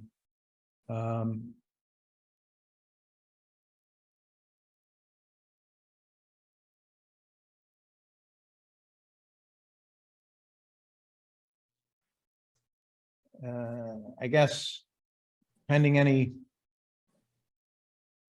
major hurricanes, floods, tornadoes. 6 feet of snow. What's Ice 6 feet of storms. snow? Yeah, the foundation is doing okay. As I always say, people look at that 86,000 and say, well, why do we need to do fundraising? Well, if we keep taking from the principal, obviously we don't have, and Tom Wortman will verify, Hurricane Sandy took a big bite. I mean, that was a major hit to the foundation. So, and we obviously can't predict the weather, and we don't know when the next Hurricane Sandy is coming. So, we have to have a good deal of money in the accounts to make money. And so my theory is let's, keep doing as much fundraising, as we can. Obviously, the biggest expenditure this year was scholarships. And Jim, I know, had letters of, we've gotten a lot of thank you letters, so it doesn't go unnoticed. It isn't taken for granted. So these kids, these children of Marines and grandchildren of Marines do write nice letters. And as a matter of fact, some of them have actually, when they graduated from college, have actually donated back to the foundation. So kudos to those good kids. But that's pretty much the foundation report. I don't think we have any other, do we have any other standing committees, Steve? Sir Commandant, when does the foundation start accepting up the scholarship applications? I want to say April, maybe April 1st. That's the deadline, isn't it? Steve, I you got? read on the website, the national website for last year, it was April 15th. That's national. That's the National Foundation. Oh, I'm sorry. Forgive me. Yeah, no, Let's see, hold on, let's see if I have it. it should be on the state website, right? Yeah, I have the form because I made the application. Let's see. Of course, I gotta blow it up because I'm blind as a bat. Ta, ta, ta. Ta, ta, ta. Applications must be submitted to the Department of New York Scholarship no later than March 1st. Okay, Let me make sure I got the most current. Yeah, that looks like the most current version of the application. Yeah, that's what I have. March 1st. So I'll get that back out in e-blast. Well, yeah, I mean, it's a deadline. If, you know, we get them a couple days afterwards, nobody's gonna, nobody's gonna be denied. You know, on a few, the big thing is to get them in early enough so that we can scrutinize them and get them voted on. So. Mr. Commandant? Dave Yes. Wig. Any movement on the state fair? You know, I've been talking to Dean about that. When I get back, when I get back into New York, maybe even prior to, I want to take a look at the numbers, Dave, and see where the attendance numbers were last year as compared to, I mean, I think last year was obviously better than the year before because of COVID. And if the numbers are anywhere close to their historic numbers, I think it probably would be a good, a good move to try to at least negotiate with them and see where we can get a spot. Obviously, the issue we had with the last time we were there was just a crappy spot out of the way. And so, I mean, we're going to be, and I told Dean, obviously, since that will come about after my term as commandant expires, that I was willing to take that on. And I've talked to Jim Ransom and he's agreed to work with me on it. I still have all of AJ's statistics and reports from those years prior to COVID and all that. So, yeah, I mean, I think it's probably going to be something that we should look into relatively soon, so we can start some planning. But a lot will depend, like I said, on where they want to, where the availability of a good spot. Obviously, we don't have we don't have an issue paying for the spot, but if we pay for something, we're going to get the best spot we can get. The only reason I bring it up is I figure earlier is better than later trying to get a spot. Oh, yeah, well, yeah, absolutely. Absolutely. I'm going to, maybe if I get a chance this week, I'll call the State Fair office. And hopefully, I don't know if they post any of that data out on a website, a public website or not, but I'm going to talk to them and see how to start the process and where we can go with it. Explain to them that they stiffed us the last time we were there, and maybe them, and the problem wasn't even so much, I don't think it was even so much the State Fair people. It was the this Eagle Society is where we had the issue. They were the ones that basically squeezed us out of the good spot that we had near the agriculture building. Yeah, and that was due to some just some unhappy people, or just I don't know. I don't even know how to describe what happened there, but we should be back in a better spot, I think. So We do things like having the hammer and the mallet where the ring the bell. well, what we did that really drew a lot of people one year was we had the area recruiters come in and they set up a pull-up bar, and kids would come by, and do pull-ups, and they would get award, they'd give them a T-shirt, or they'd give them a Marine Corps lanyard, or, you know, that kind of thing. But see, they put, and I don't know how strict they are on who can be, I mean, I suppose if it's our, if we pay for the spot, we can have anybody we want there. But they put the recruiters in an area separate from, well, actually, we were across from the recruiters last year. Then I think the National Guard or the Army recruiters were right across from us, but it was down near the train tracks, and the traffic down there was extremely low, unless you were looking for the recruiters or somebody down that way. Yeah, and the Marine recruiters are further down than we were. Yeah, yeah. So, you know, I mean, we've got some issues that we can bargain. I think we can make some relatively good arguments for it to get a better spot. So I will, I'll reach out to the State Fair office. I don't know if anybody's even in the office this early in the year, but even if I can get an email address for somebody and just hit somebody up with a contact and have them get back to me. I want to put 2 cents in for the ring the bell thing. I think it's awesome. You know what I'm talking about. Oh, yeah. Mhm. What's the Yeah, ring? she rings mine all the time. We'll let her stand there with one of those bells go ding-a-ling-a-ling-a-ling. No, not Ah, that one. what did you mean, Donna? I mean, where you hit a piece mallet. of like platform on the bottom, and the ball Oh, goes like up. the- like they do with the- Strongman one.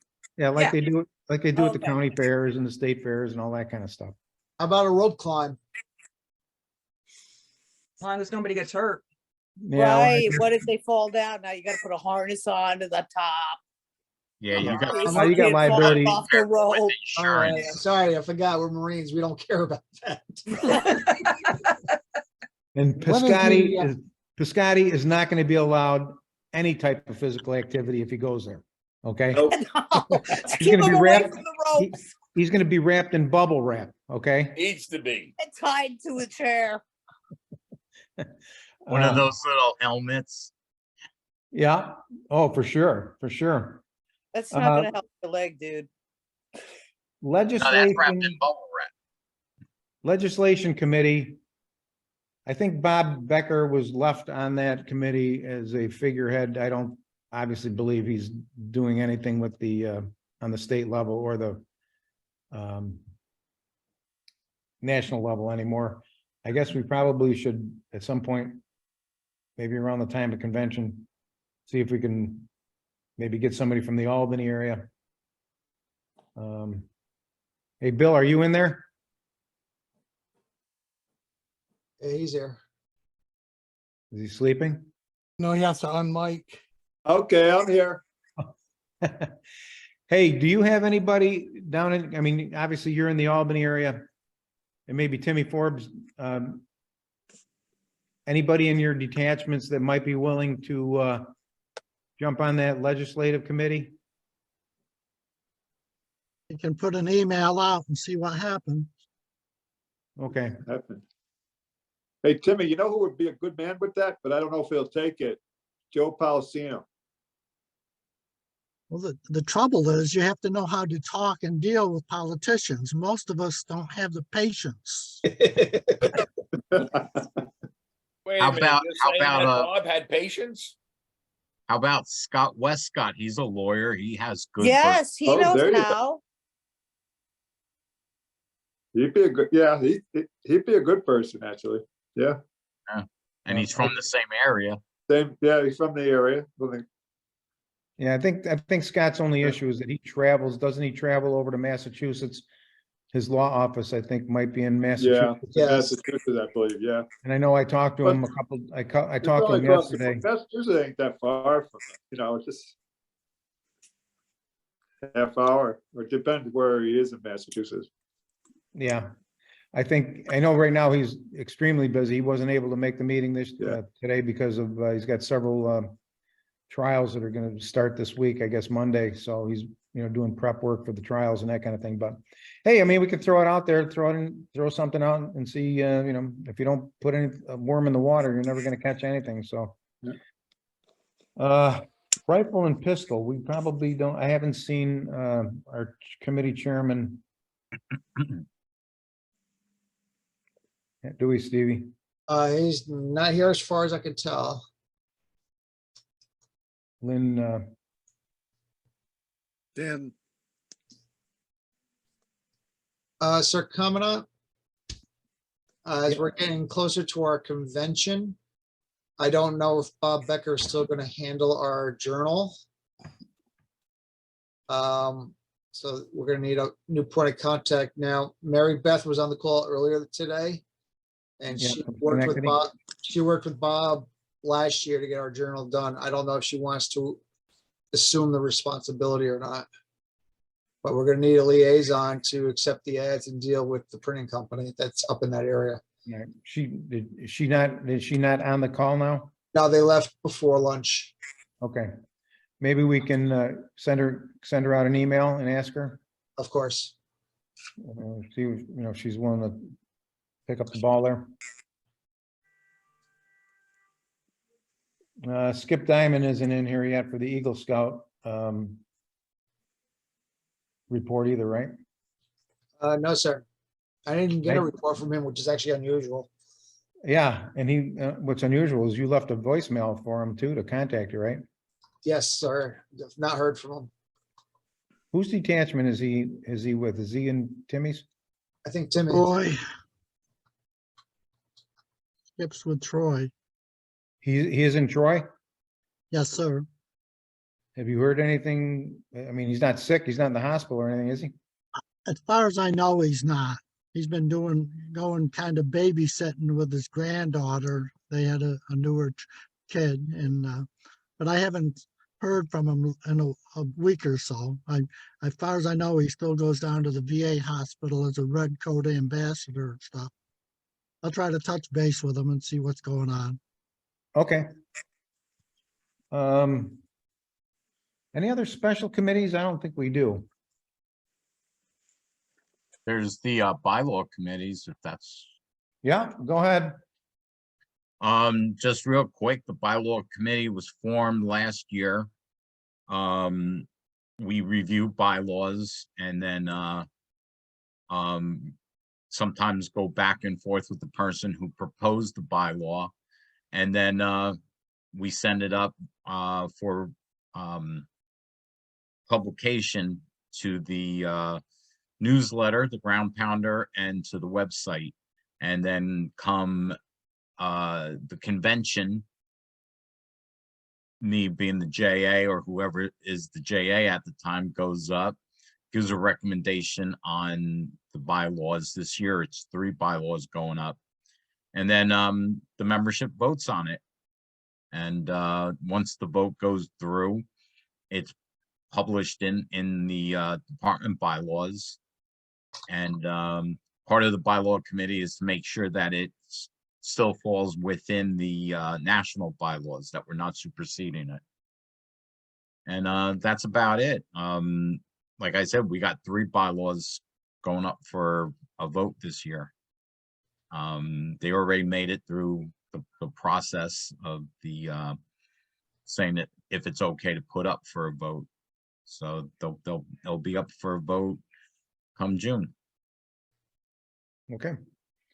And you're Okay, gonna be I have a sending- question on that. Are you talking about detachment bylaws being voted on by the Department bylaws. department?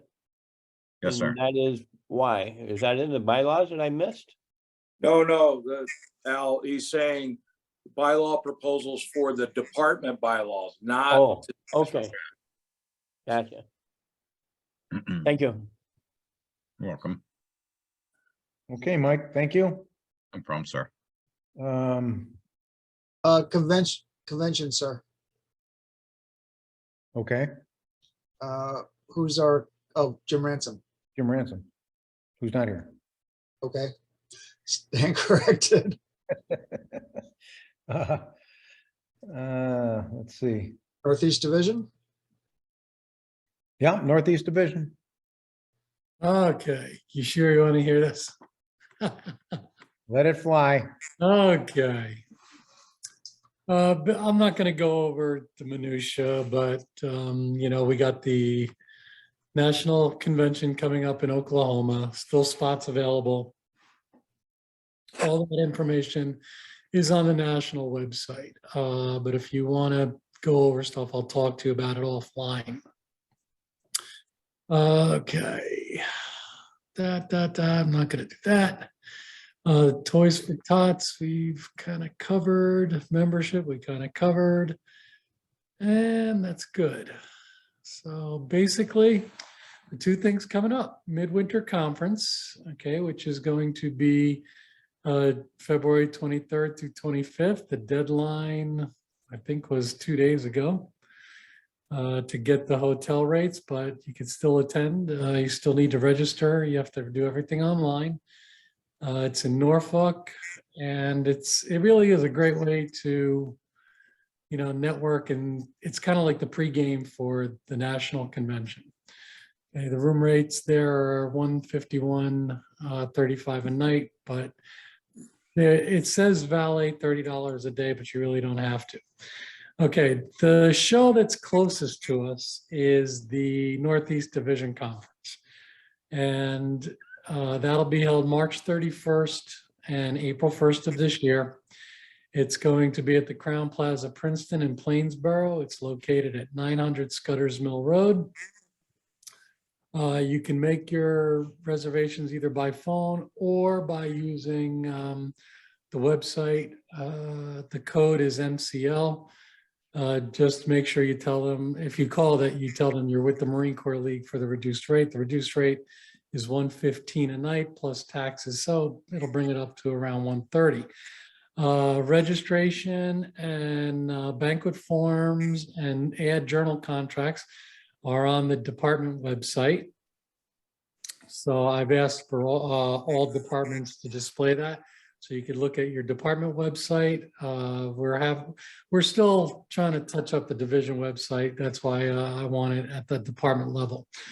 Let's see, after that, your Marine of the Year submissions and your associate member for the division needs to be in my hands by March 1st, but as long as it's postmarked by March 1st, it'll be good. And other than that, I kind of have one request, and I know it's tough, you know, to get out, and you know we're all lean during these times, especially me now. But if you can't make it to the conference, we are in kind of a situation where we're really just starting out. 2 years ago, the division was put in a situation where we had to start from scratch. And I literally spent a lot of, you know, personal funds to the tune of, 4 digits, okay, and then some. So now that we're in the process of, you know, moving forward, all I'm saying is every little bit helps. So if we can kind of just encourage the detachments in the department to take out an ad. It doesn't have to be a full page ad. It doesn't even have to be a half page ad. But if we can just get the word out to support the division. I can't say enough about all the help that I've been getting from the commandants in the division, especially, you know, between New York and Pennsylvania. Great job. So again, if this is my last year, by the way, so the 3rd year out, and we got New York coming up to bat next, and I'd like to kind of see us continue to grow and move forward. So if you could just help spread the word about taking out an ad for the division, it'd be great. If you haven't sent in the $200 donation to the paymaster of the division for the hospitality room, if you could just kind of, you know, see that that gets done. Otherwise, you know, I think we're moving in the right direction, and I'm kind of looking forward to bringing this year to a close. I think correct me if I'm wrong, Jim, and Steve, we did send our 200 in for the, Jim would be able to answer that one. The 200's been sent in and so has the $100 for the full page ad in the journal, sir. Okay, cool. okay, and the, Steve, you sent the copy for the ad? Copy went in. Mr. Wallach there, Maureen Wallach there was copied on the submission. Okay, Emails. No, I wasn't questioning the department. I was asking the spread the words to the detachments. no, I get that. Detachment one went in also. I know ours did. Hey, as long as I'm talking to you or you're speaking to us, we had a discussion in the executive board meeting last night about taking ads out in New York, taking ads out in Pennsylvania and New Jersey, which we have line item for that. But we were I think Jim Sampson may have spoke with somebody from maybe, I don't know if it was maybe Pennsylvania. Pennsylvania Paymaster. We could donate to them. We could do an ad for them, but they would not take one out in our department. Oh, okay. So there's no reciprocity, you're saying? Right. So my question, or I guess one of the suggestions that was brought up, basically New York bought one for New Jersey and they bought one for Pennsylvania, and then Pennsylvania and New Jersey bought one from New York. So basically money was just swapping hands. Right. So we talked about, and I said, I would talk to John Cleary and the Pennsylvania Commandant when I meet him at Midwinter, and just say, hey, listen. He won't be there, but go ahead. Who won't? Cleary? John Cleary. Okay. Well, our thought was, hey, listen, instead of this money just changing hands, if you have room in your ad, in your book, you put one in, we'll put one in ours, keep the money. We're not asking you to expend the money, but just put an ad in for us at no charge. We'll put an ad in for you at no charge. I can certainly discuss that with him. Pennsylvania, I'm not going to speak for them. That might be a non-issue because it's got to be a money trail with Pennsylvania. Okay. So again, Well, we're just trying to promote camaraderie and take care of everybody. And But I don't see if they're not going to do anything for us. Well, it's not that they wouldn't, but I'm saying that they would probably want to do it where, no, we can check this box because here's the check and back and forth. Okay. They would just want to see a money trail. I get exactly what you're saying. But I can discuss that with John offline. Yeah, that's fine. Mention it to him if he's not going to be. I'll see him in the next, I'll probably have to call him because we're going to do an installation together. So I'll see him before the next department meeting. Okay, just something I wanted to throw out there to you. Okay, but in the meantime, like I said, if we can get the word out to the detachments to just kind of a small share to help us continue on the road of growth at the division level, to just take out a small ad or attend if they want to attend the conference, that'd be great too. Okay.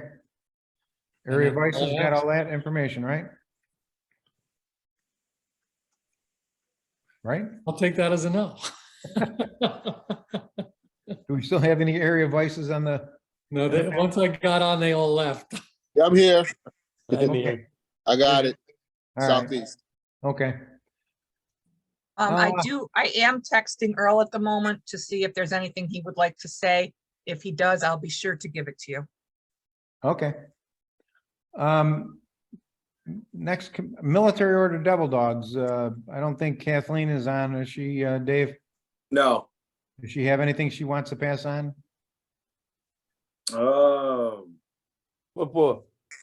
Wolf. She's working on a fashion show for the convention growl. Sounds interesting. I wouldn't want to be a pup at this, or no, pup can't come anyway, right? Well, I think it's for the dogs that are elevating. The pups are elevating Ah. Devil Dog. That'll He's be working fun. with the fleas on that. Hey, Dave? Uh, Yes? Does Big Sexy have to make an appearance? Hey, if you want to compete, you got to make an appearance. There's no competing. I would have to just like be the role model there. I'm sure the fleas can hook you up. All I can I, say no, I is still got my Big Sexy outfit. Hey, there you go. The past pageant, Big Sexy. I believe she's also working on a Devil Dogs Olympics as well to raise some funds for the pack. So don't forget to bring your Nerf gun, right? Probably, I'm not sure. I'm not allowed to participate in that, I've been told. thank God I'm not either. Safety first, Mike. But the one we got to worry about is Dean. He tried to kill me. The only other, let's see, Northeast Division is good. National Commandant, I don't think we have anything coming down from him. You don't, is, with, Mike, did Johnny Baker have anything he wanted to pass on that you know of? Not anything that's gonna be, that hasn't been put out there already and will be going over at midwinter. Okay. All right, I guess we'll move on to unfinished business. Do we have any unfinished business from the last meeting? Let's see, I don't believe so.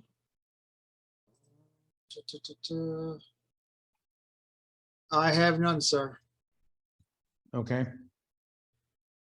We'll take up new business then.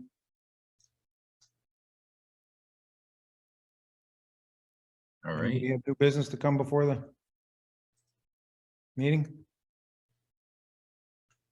No?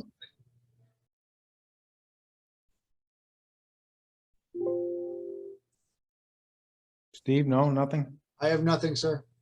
Okay. All right, then I guess we'll go to the league. They're coming out. I got two. Okay. Number one, I'm trying my hardest to contact all the paymasters and get on a one-to-one basis with them. If they have any problems, I'm trying to, tell them to call me or email me and I'll walk them through whatever it is. So if they don't know, especially the new paymasters that I have, I've helped them out quite a lot as far as getting them through their transmittals. The second thing I have is all area vices. Please submit your stipends or whatever to me as soon as possible. Earl got his in already, but if you travel to your other detachments and you need to be reimbursed, please get them done soon. So when midwinter stuff rolls around, I'm not getting slammed with both this midwinter and the travel for the different detachments you go to. Okay. I have one thing. Just when you're doing a ceremony and you're firing off the rifles, and I know there's the new law that you're not supposed to do that anymore. Generally, if you call your sheriff ahead of time, let them know what you're doing. There's a funeral or you're doing a memorial. They're okay with you firing your ceremonial blank weapons in a public spot. Didn't the governor come out with a statement saying that veterans organizations are okay to do that? I don't know what she's doing. Yeah, who cares? You do. But I've talked to our county sheriffs. I've talked to both, and they're fine with it. The troopers are fine with it. We, even before she said anything, we had a ceremony for the Vietnam vets in Greene County, and we had the state troopers and the sheriffs there, and we did the 21 gun salute. So I just wanted to mention that for the good of the league. No, that's good. That's good. Absolutely. Yeah, I don't think you're gonna find a county sheriff anywhere in the state that is gonna Who's come good. down on a veterans organization, regardless whether it's, a military funeral or, some guys were even were concerned about marching in parades, being a public place, you know, with ceremonial rifles, that kind of thing. I don't see No, it. they were fired off at a memorial for a Vietnam veteran memorial in Greene County for all the vets that lost their lives during Right. the conflict and then since. And they did the 21 gun salute there, right in front of the state troopers and the sheriffs. Okay. The only thing I'm gonna add to good of the league is, and it goes back to Jim Sampson's comments about educating our paymasters. Tom Wortman and I had the discussion in the executive board meeting last night about Let's Go School. Obviously, and we also discussed the department purchasing our own Zoom account. So I'd like to move forward with that. I know Tom has the curriculum. I guess we probably, the big thing, Tommy, we're gonna have to pick a date, right? That would be a biggie, sir. And we'll have to have an application. I think we talked about possibly having an application, getting it out. Maybe we can put it out on the website that they can download and fill out, mail it in with their, you know, we're talking maybe a modest amount. Was it $5 per person or something in that? What, 2 for 10? Or 2 for 10, yeah. Yeah, We get a better deal with. that's a hell of a deal. That's a hell of a deal, you know. So comment, Yes.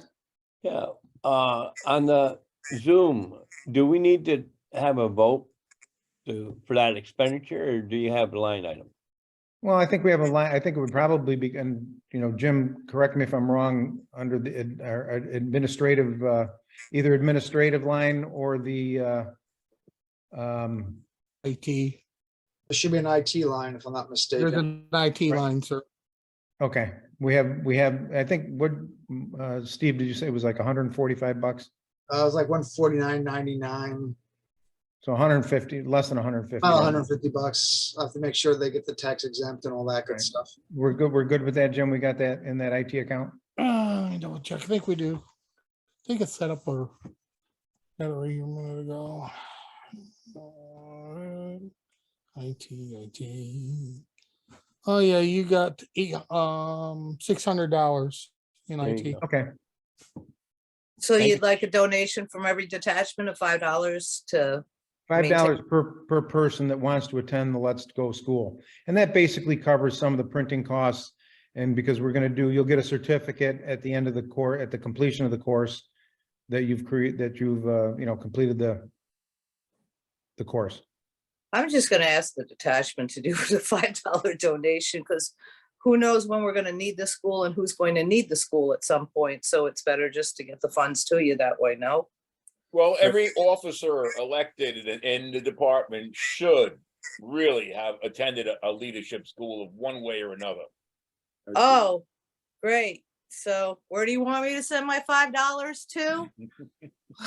We're gonna I know we have an election coming up and I know what I'm gonna be, so where do I have to send this to?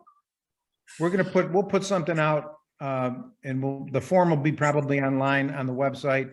You'll just fill it out with your name, contact information, I'm assuming, and maybe one form can be used for all of the detachment, all the officers in the detachment that want to attend it. And then I think we're probably, correct me, you know, jump on me if I'm wrong here, but probably do it by Zoom. Tom Wortman? Yes, absolutely, sir. Okay. The next thing would be picking out a date. We've got the meeting, I mean, I guess it doesn't really matter, doesn't really conflict with anything any department meetings or convention if we want to do it. How soon do you think you could get that up and running? I just mailed the manual to Donna. She asked for a copy, so I sent it to her. Email? Of the book I'll be using. I want to send you a copy so you can review it, look it over, and, you know, in case I missed something you want to add, you know, before we actually do it, I want it approved by the staff. Do you have an electronic copy of that, Tom? Sir? You have an electronic copy of it? Yes, yes, Can you? Is that what you sent? Is that what you sent to Donna and I? yes. Okay, Not Um, I, just Donna. okay. She's the chief. I didn't have a choice, you know? Can you send me a copy, sir? Well, she'll hurt you if you don't, so. So I guess my next question is, do we want to burden one person with doing the whole thing, or do you want to have a paymaster do the paymaster section and have maybe somebody else doing other stuff? Well, can we go back to that after you've looked it over? Sure. This way you know where I'm at with that, and you know, is it worth it? Is it not worth it? 'Cause I don't know Yeah. how it's gonna be having two people instruct. Well, I If don't, it's online, you could have a key instructor and they can bounce back and forth to cover all the important talking points, at least when it comes to paperwork. I get that, but my conflict is gonna be, I like to have a mock meeting, because a lot of commandants have no idea how to control a meeting. And that's one of the things we did when we did it in person, was a mock meeting where I had people in there bringing up stuff like, let's end the meeting now, or being disruptive, or making illegal motions, and seeing how the chair handles it. I love it. no, it's a good, it's a good way to handle it. So, all right, then I'll review whatever you have, and then we'll talk further, I guess, as far as picking up a date. All Are you right. thinking, how much time? You're gonna do multiple sessions or one Well, Saturday? yeah, that might be the best way, because I don't want to bore them to death all day online. Right. I mean, I'm already Does it starting to have to stone be- with this one, but you know, I'm not complaining. But yeah, we're gonna have to do at least 2, possibly 3. But the rule's gonna be, if you're not at all 3, you're not gonna get the certificate. Oh, absolutely. Is it okay if somebody Yeah. can't make the Zoom meeting and they can just watch it later? No. There are questions and answers. Okay, I think it's excellent. Like if it was going on and you happen to have surgery and you're in the hospital and you can't make the Then you don't meeting. sign up for it, or you know, you get your $5 back. We're not gonna do it just once. It'll be done again. Okay, Well, Yeah, I you think could do it, I mean, you it's- could do it Idea. if you complete, let's say we go with 3 segments.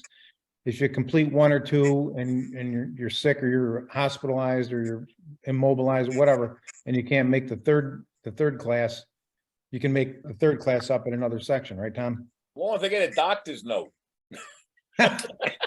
some of us are accident prone, maybe not to the point of Piscotti, but still accident prone. Right. Yeah, right. well, you know, we know that. We're very aware of that. We got to keep that guy vertical. He's not the only one, though. All I've got to say is boot camp taught me, if I'm gonna do something, you do it to the best of your ability. Go big or go home. Go big or go home, that's right. There you go. You're gonna hurt yourself, you know, a couple of stitches isn't gonna cut it, man. We want broken bones and Compound fractures. compound. We want blood, right? I You do, don't get a I do Band-Aid. and TBIs. I keep it all contained. All right. But let me just make a comment, going back to Tom's Let's Go School.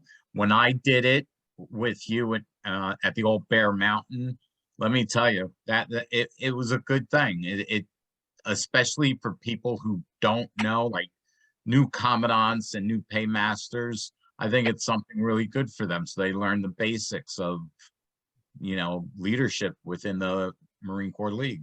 Well, that's the biggest problem we have, is we're getting, you know, you get a turnover and you get a paymaster that maybe he wasn't mentored by the old paymaster. Maybe the old paymaster died and this guy had to just jump in and try to, you know, figure it out for himself. And that's where Jim Sampson's getting jammed up, you know, having to kick stuff back and try to, you know, school him while, you know. So let's come up with a plan. Let's come up with a date. And, you know, the big thing is going to be getting it out there. But you know what I think? I think it's a greater idea, definitely for the area vices, that they know all facets of leadership within the detachment. So just in case things like that may happen or a changeover, they know what they're doing, in my That's an opinion. excellent idea. I'm with you there, Area Andre. vices can pass it on. Absolutely. I think the area vices definitely should attend this leadership meeting.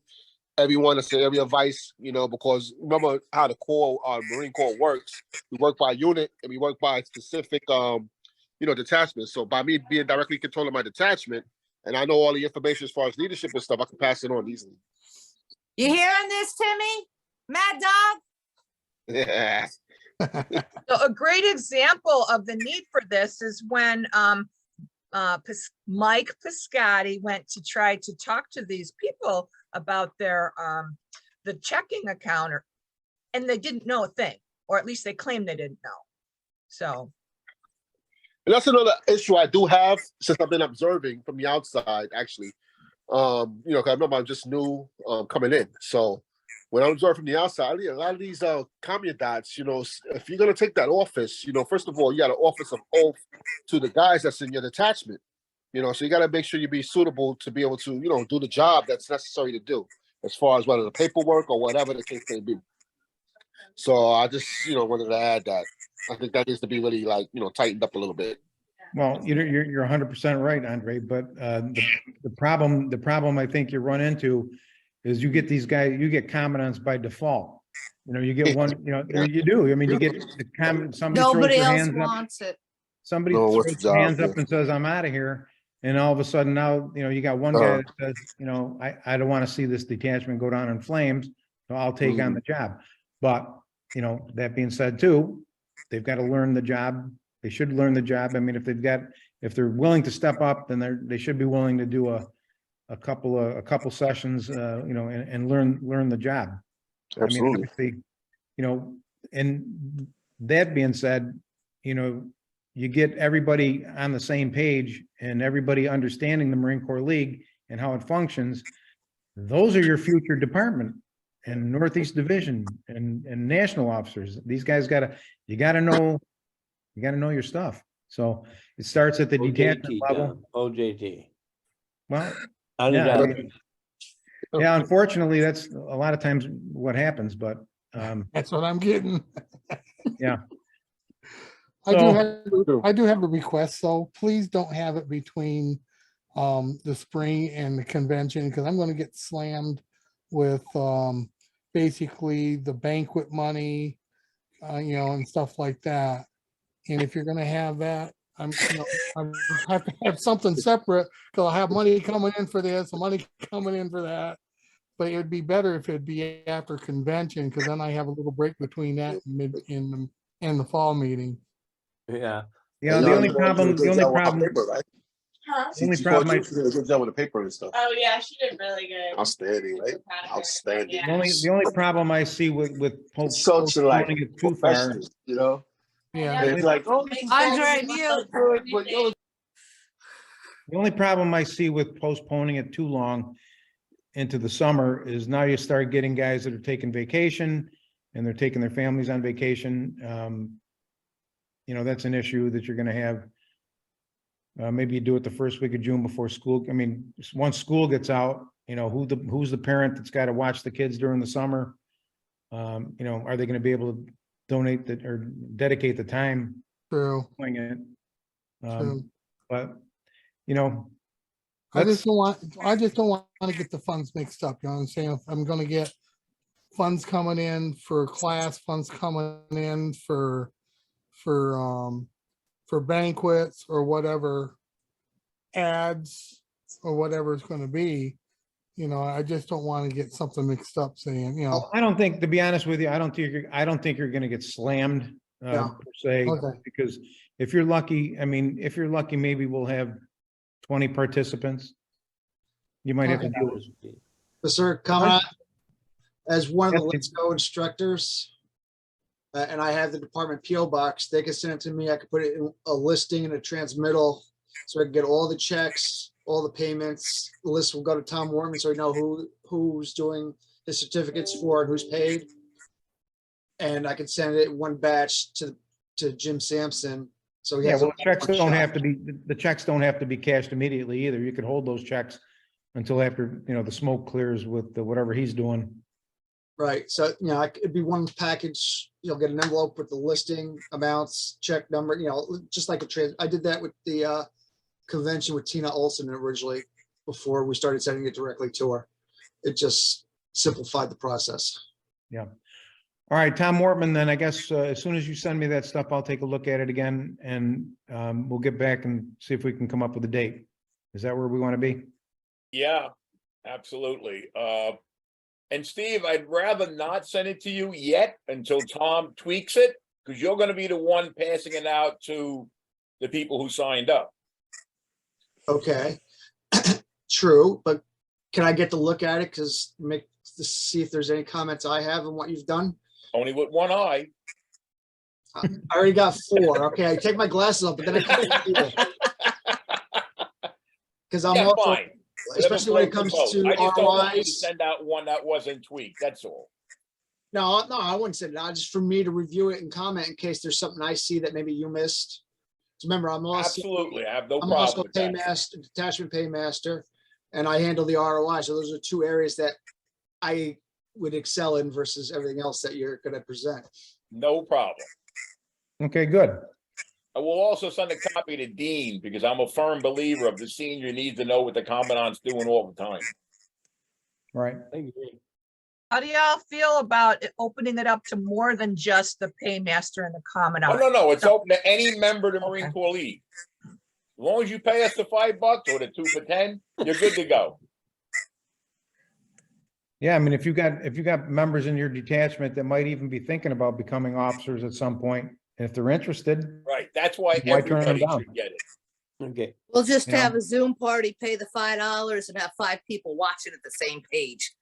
Yeah, so For Commandant, if I can make a suggestion, yeah, the other 2 departments, when they run their leadership schools, they also invite the associate members to attend if they want to, well, because you know, They they're, can't they're hold associate elected members. office, Mike.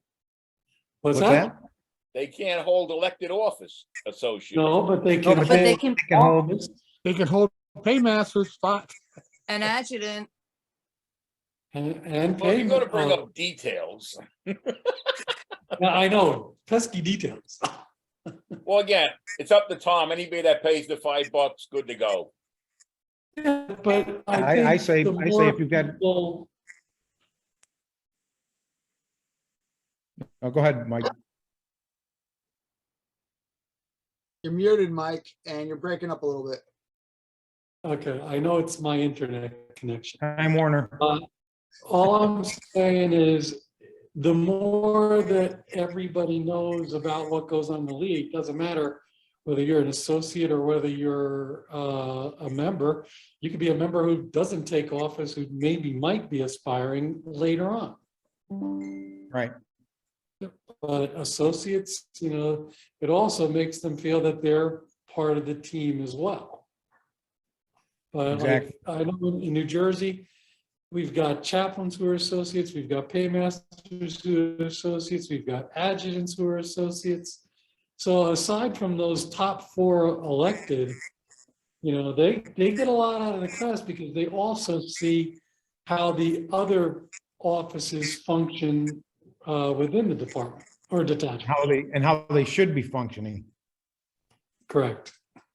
Right. Okay, all yours. Okay. Anything else on the subject? Yes, sir, Commandant. This is Stella from Comrade. Concerning the manual, will they be printed and distributed, or will we go on the website and copy our own? Tom Wortman, Excuse me? did do you we hear get a the book question? or is it on the website and we print it ourselves? No. Steve will send it out. Send it out. Those that paid. Electronically. Tom Wortman, clarification, send it out hard copy or send it out electronically? Digitally, no, digitally. Digitally, okay. Yeah, then in that case, the person will get a specialized link to download the document. Right. Okay, does that answer the question? Yes, sir. Okay. All right, anything else on that? Anything else under good of the league? All right, here we go. There being no further business, we'll proceed to close. Department will stand in silent respect for our deceased members. Chaplain, read the names of recently deceased members if you have it. Yes, I'll just read the top of this year's submissions. Frederick Reisman of the Leather Stockings Detachment. Robert B. Steely of Electric City. Michael Fitzsimmons of Troy. Maurice O'Brien of LZ Oak Corps. Thomas J. Kenny of Port Washington. Gerald Kuhn of LZ Oak Corps. Walter Coveney of Port Washington. And Calvin G. Flippin of Lockport Devil Dogs. And I'll close with the closing prayer.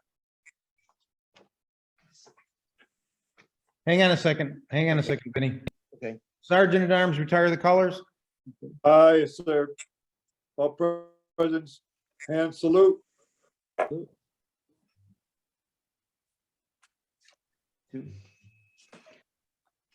Marines, please uncover. Supreme Commandant, we humbly beseech thee to bless what good we have accomplished and forgive that which we have done amiss. As we separate to go our several ways, we commit ourselves to thy loving care. And let's remember Alex Kitts as well. Amen. Amen. Cover. Senior Vice Commandant, not here, right? Not here, sir. Okay. Does anybody have a virtual book they can, I can- Yes. or you want to do it? Go ahead and do it, Vinny. Okay, closing, so Senior Vice Commandant. Marines, the New York State Department, the Department of New York thanks you for your attendance and requests you to secure new members and further that you favor us at every future meeting with your presence as far as your circumstances will permit. Sergeant at Arms, declare this meeting of the Department of New York officially closed. By the authority of the Commandant of the Department of New York Marine Corps League, I declare this meeting officially closed until April 21st, when it will reopen for the transaction of official business. Okay, meeting adjourned.